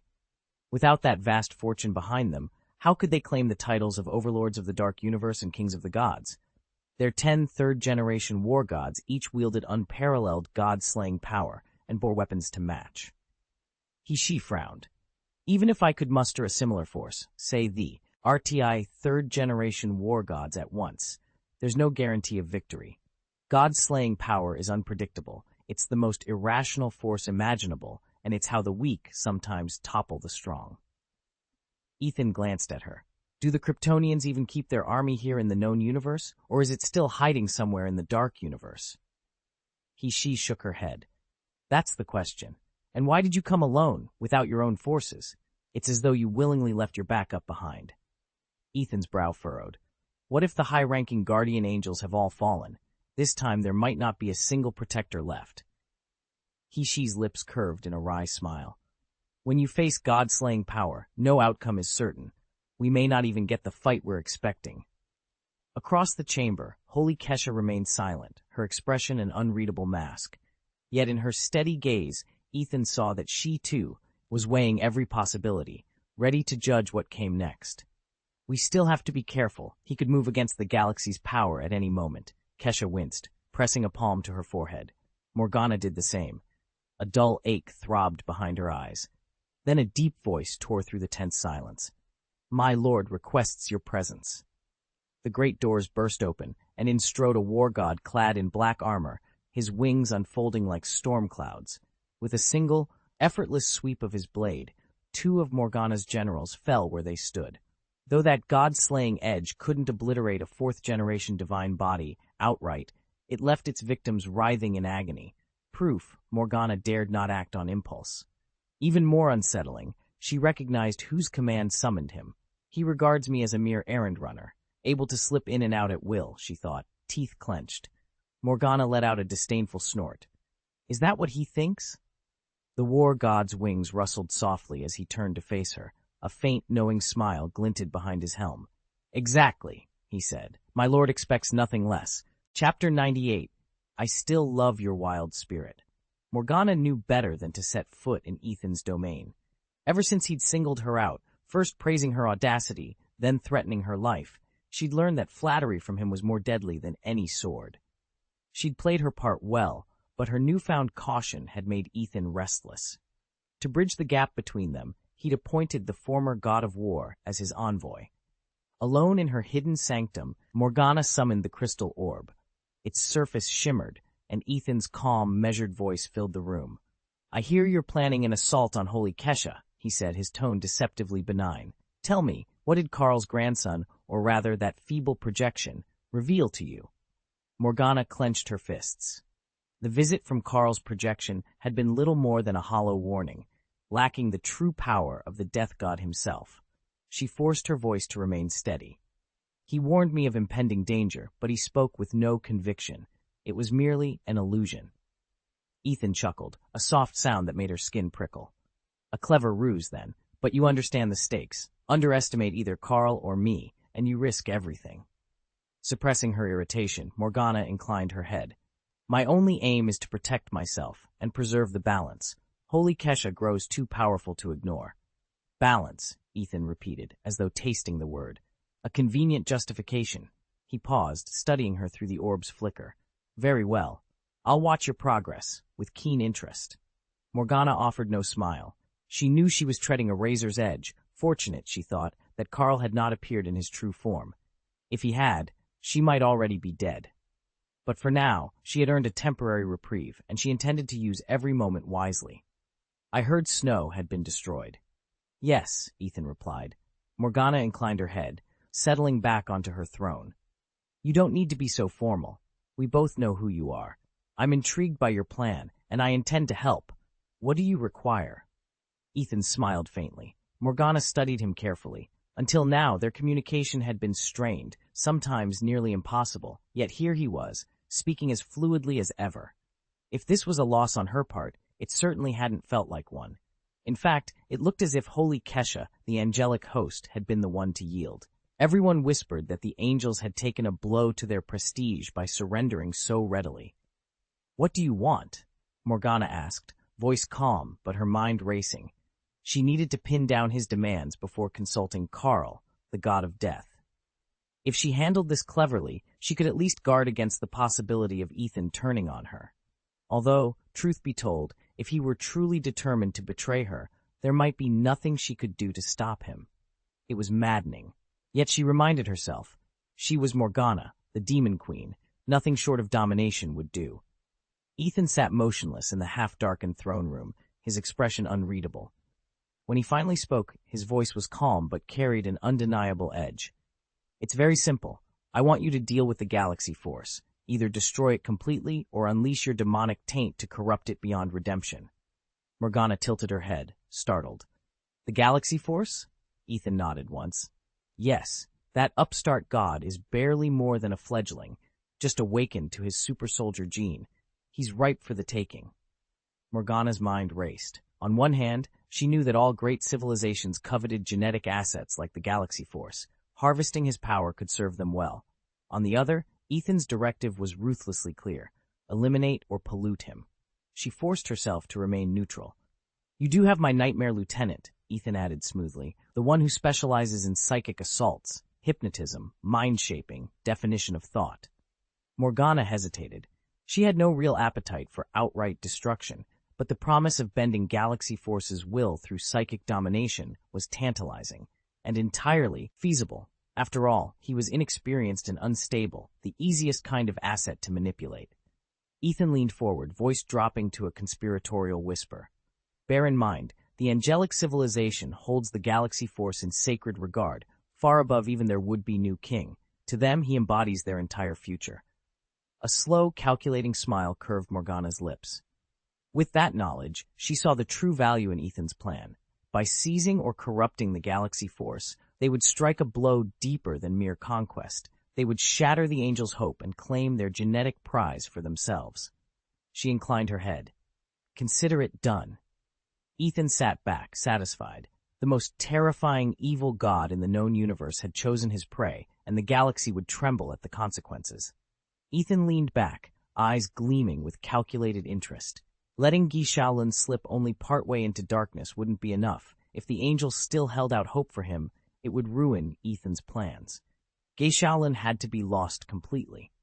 What about the Angels' future? He asked, voice low but insistent. Morgana looked taken aback. She hadn't expected him to mention that. If there really were knowledge of the Angels' fate, she'd be all too eager to share it. Gathering herself, she adopted a respectful tone.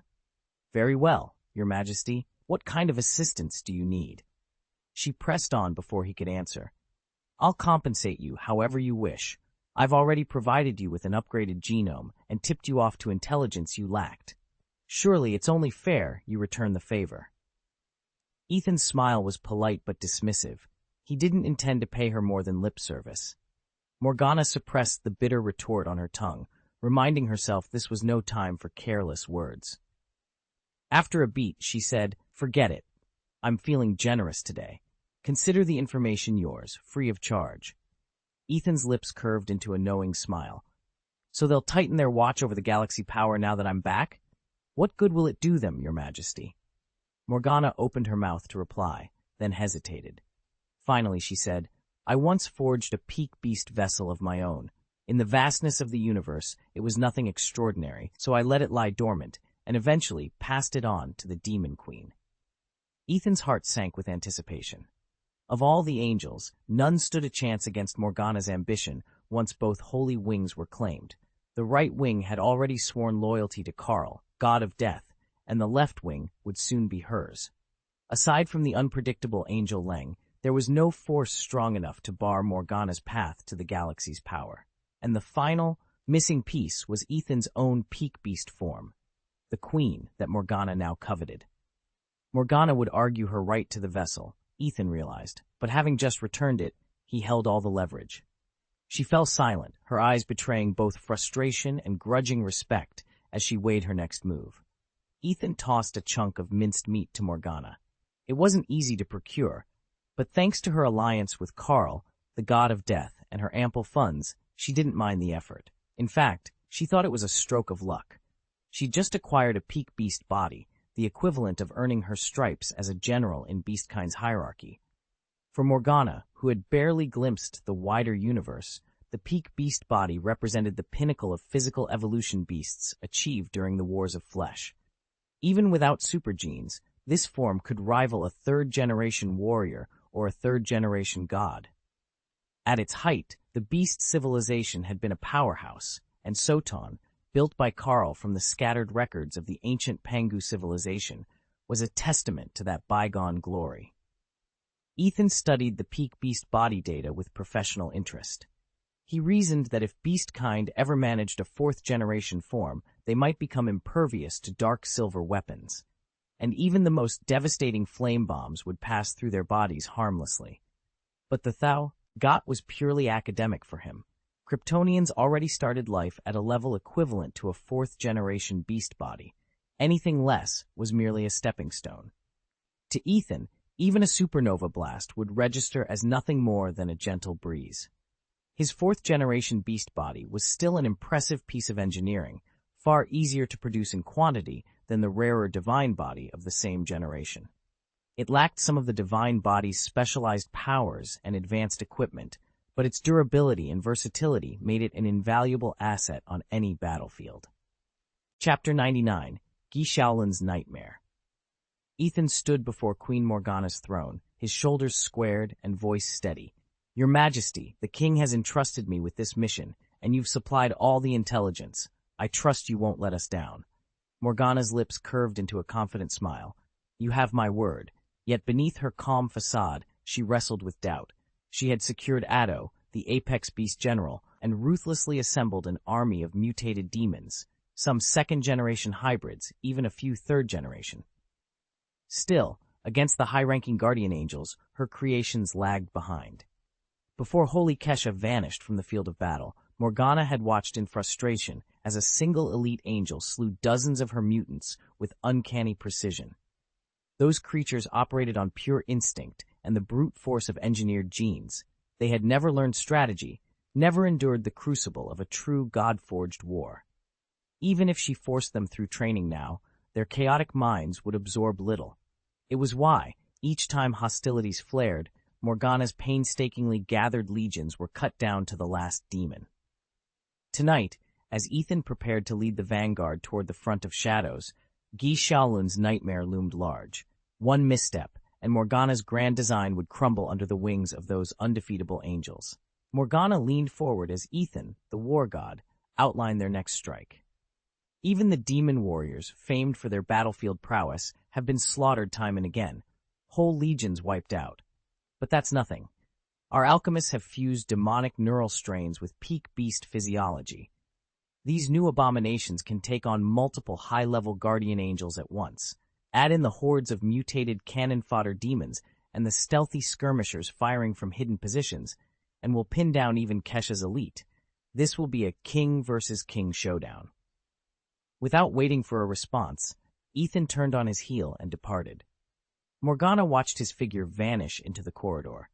There was something disquietingly familiar about him.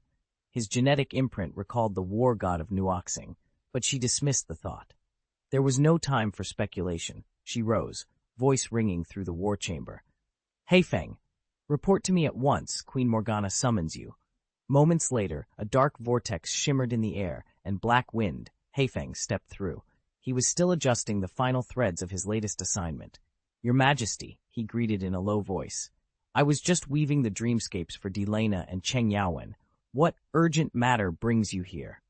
Morgana's expression hardened. "No more delays. From this moment on, you are to add a new ally to our council, Guy Shaolin, the galaxy's power. Prepare the invitation and secure his loyalty. This war will demand every advantage we can muster." At her command, Black Wind bowed and vanished once more into the shifting veils of magic. Morgana stood alone in the silent chamber, already turning her mind toward the battles to come. Queen Morgana's eyes glittered with impatience. No matter what it takes, make him betray the angels, turn his back on his own side, and join us, become one of the devils. Black Wind hovered uneasily beside her throne, its smoky tendrils twitching with irritation. "Your Majesty, dream weaving is no simple trick," it protested. "Draining and reshaping someone's subconscious demands enormous energy. I enjoy the artistry of it, but if you add a mandate like this, how am I to balance my other duties?" Morgana lifted a single, perfectly manicured eyebrow. "It must be done. That boy." Her gaze sharpened. "Ethan is our greatest prize. He's destined to be the cornerstone of angelic civilization's future, far more crucial than Enisid. As the final god creation project of the spatial principle, he alone holds the key to cracking the ultimate fear and triggering a small-scale subversion of the dark transformation constant. In time, he will ascend to be the most advanced god the realms have ever known." Black Wind paused, reluctant but bound by Morgana's command. "Very well," it muttered, resigning itself to the added workload. "I'll weave the dreamscape, but know this, rewriting his allegiance is no simple conquest of will." Morgana smirked. "Just succeed." Alone afterward, the Queen reviewed the data logs from her arcane forge. Her face grew pale as the technical analysis replayed before her eyes. Ethan had indeed unraveled the ultimate fear, an achievement she had feared only the Cosmos Mayor, greatest minds, could attempt. Even more alarming, he had managed a localized inversion of the dark transformation constant, defying the very theories that underpinned her dominion. For a moment, Morgana simply stared at the shimmering interface, heart pounding. If Ethan's potential was anything like the reports indicated, the war for the heavens and the depths was about to enter a wholly new era. Morgana stood before the star chart, her dark robes billowing in the faint glow of distant galaxies. For centuries, the angels had insisted that cosmic power would one day secure their ascendancy. But Morgana, queen of the demon host, knew the truth. The galaxy's might would belong to demons, not angels. She traced a constellation with a slender finger.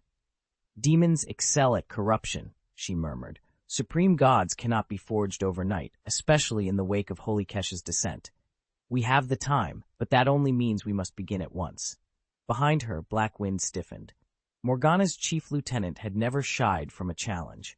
So you would claim the galaxy's power for our own and transform it into the next supreme god? His voice brimmed with excitement and something darker still. Morgana's lips curved into a smile. Exactly. If we can seduce the galaxy's chosen champion, turn him from the light to our shadows, then we will achieve what the angels dared only dream. Black Wind bowed low. I will gather every scrap of intelligence on Ge Xiaolun. I'll learn his strengths, his weaknesses, and his doubts. Do it swiftly, Morgana replied. Report back by nightfall. With a final nod, Black Wind melted into the darkness, already plotting the steps that would bring the angels to their knees. Many leagues away, deep within the Grand Canyon's sun-scorched depths, the mercenaries of the Iron Bear Company huddled around a dwindling campfire. Their captain, Delina, sat at one end of the circle, Lieutenant Cheng Yaowen at the other. Once inseparable friends, now they shared only guarded silences. Private Hollow exchanged troubled looks with Great Bear, the company's grizzled sergeant. Have you noticed the tension between them? Hollow whispered. Great Bear grunted. Every patrol, their eyes avoid each other. Something's wrong. Delina jabbed at the coals with her blade's tip. I'm fine, she said, though her voice trembled. Cheng Yaowen tore a piece of dried meat in half. It's just business, he muttered, refusing to meet Delina's gaze. Hollow cleared his throat. Business or not, we fight better when we trust each other. Neither officer responded. As the canyon wind whipped up dust and embers, an unseen shadow watched the camp from afar. High above, Morgana's dark schemes were already in motion, threads weaving toward every corner of the world. And in these quiet, uneasy moments, the fates of angels, demons, and mortal warriors alike were being drawn inexorably toward a single pivotal clash. Cheng Yaowen and Delina had publicly swore more than once that they wanted to kill each other. Everyone else in the Xiangbing company just shrugged it off. Surely it was the product of some bizarre, shared nightmare. It was utterly preposterous. They all agreed. Yet, despite the outlandish claims, the Super Seminary still hadn't launched a formal investigation into either of them. No sooner had that drama begun to fade than a new crisis hit. Ge Xiaolun and Du Changwei were now tormented by nightmares of their own. In Ge Xiaolun's dream, Du Changwei abandoned him and the Xiangbing company entirely, pledging his allegiance to the demonic civilization. In the dream's climax, Ge charged after him, desperate to bring his friend back. Then, in one of those impossible midnight visions, Demon Queen Morgana herself appeared and offered Ge a deal. If he defected to the demon side, she would guarantee the safety of both Lan Xing and Du Changwei. Blinded by his attachment to Du, Ge accepted without hesitation. Or perhaps it was Ethan's subtle influence that tipped the scales. Either way, by the end of the night, Ge Xiaolun had willingly joined the demon civilization. Standing amid the fallout, Ethan couldn't hide his disbelief. He'd always been told this was the future's most formidable deity, yet all it took to fracture the loyalty of two elite warriors was a dream and a whispered promise. Was this really as difficult as this almighty god could get? Chapter 12, Nightmare. The Council's plan was clear. Ethan's next trial would be to deepen his understanding of the demon civilization. Under Black Wind's leadership, the demon realm had unexpectedly prospered. Lush forests reclaimed the barren wastelands, and demons lived in harmony. In contrast, the angel civilization grew more resented with each passing day. Ethan still remembered how, months ago, the angels had swaggered into the Grand Canyon, all haughty arrogance and swollen pride. That memory had always left a bad taste in his mouth. But that night, the memory warped into a nightmare. Ethan found himself standing on a blood-soaked plain as Angel Yan swept through the demon ranks with savage grace. Demon warriors fell by the dozens, their screams echoing across the ravine. Ethan's heart pounded as he watched his friend Du Changwei fight bravely, until Angel Yan herself strode forward, trampling him beneath her boot.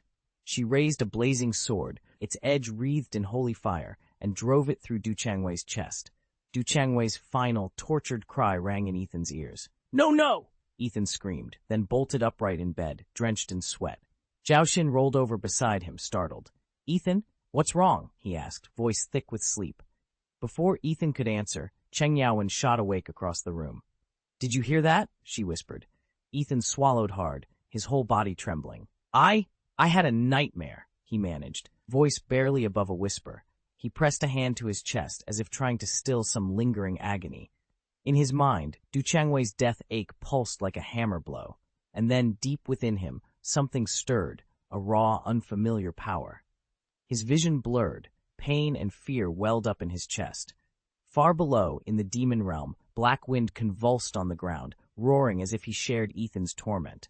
The resonance between them was undeniable, and Ethan realized with a jolt that he had just unleashed a hidden anti-void ability, one that bound his fate ever tighter to the demons he was meant to understand. Ethan rubbed his temples and let out a quiet sigh. "I had a nightmare, too." Cheng Yaowen raised an eyebrow. "A nightmare? That's odd. Do you think there's something wrong with the dorm's feng shui?" Xin Zhao chuckled. "Come on, we're on the move constantly. How could a mobile place have a fixed feng shui orientation?" Jie Xiaolun scowled. "Exactly. Juxia isn't a permanent house. There's no set direction to speak of." Still, despite dismissing it as just a bad dream, he couldn't shake the lingering chill that curled along his spine. Chapter 100, Ethan's Descent into Madness. Ethan could hardly grasp, let alone accept, what he'd just witnessed. Du Changwei lying dead before him.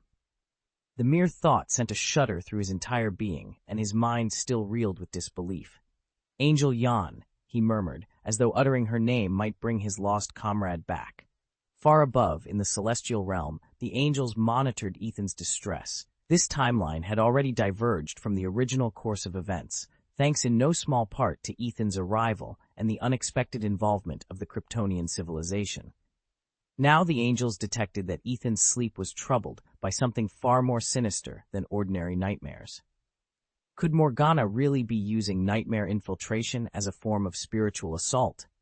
Angel Yan wondered aloud, her concern etched across her face. Holy Kesha paused to consider. Morgana's growing interest in harnessing galactic power was troubling, but anyone who underestimated how vital that power was to angelic civilization would be making a grave error. "Your Majesty," she finally reported, "we're seeing similar nightmare invasions targeting the Sunlight Emperor, Lena, and Earth's guardian, Cheng Yaowen. Shall we step in?" Angel Yan's iridescent wings trembled with unease. Morgana's methods of mental implantation were almost on par with their own, yet angels rarely trespassed into mortal minds. If Morgana succeeded in corrupting these champions, the balance of galactic power could shatter catastrophically. The question now hovered in the sanctum like a dark omen. Do they risk direct intervention, or stand aside and watch their universe unravel? "Don't worry, Yan. The lowest tier of the galaxy power genome is protected by Shenhe civilization technology. Thought implants won't penetrate it." Queen Kesha spoke calmly. In her view, this was exactly the kind of trial a budding galactic power must face. To rise as the supreme deity, one must endure ordeals far beyond ordinary beings. His destiny is to be exceptional. Only by overcoming such hardships can he become a beacon of hope rather than a demon enslaved by base desires. Designing the genetic template is one thing. Whether that design truly flourishes is another. Everyone understands that unforeseen events will occur. The key is ensuring they unfold within the parameters of the grand plan. "Understood, Queen Kesha," Angel Yan replied obediently. From that moment on, Jie Xiaolun suffered nightmares night after night, with no one to comfort him. He began to experience the same searing pain Cheng Yaowen and Delena had known, unable to tell dreams from reality. Xiaolun's torment grew so intense that he developed an hysterical terror of angels themselves. Ethan and Du Changwei had allied themselves with the demon civilization to defend the war-scarred world known as Blue Star. When the last embers of conflict were extinguished, Demon Queen Morgana pledged her realm's protection over the planet. Yet, to their astonishment, a host of angels descended and demanded the demons withdraw their forces at once. Not a single angel had appeared while the war raged.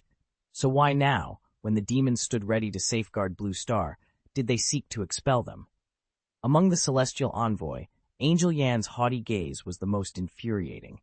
Ethan seethed at the memory of Yan's smug proclamation, "Devils deserve to die."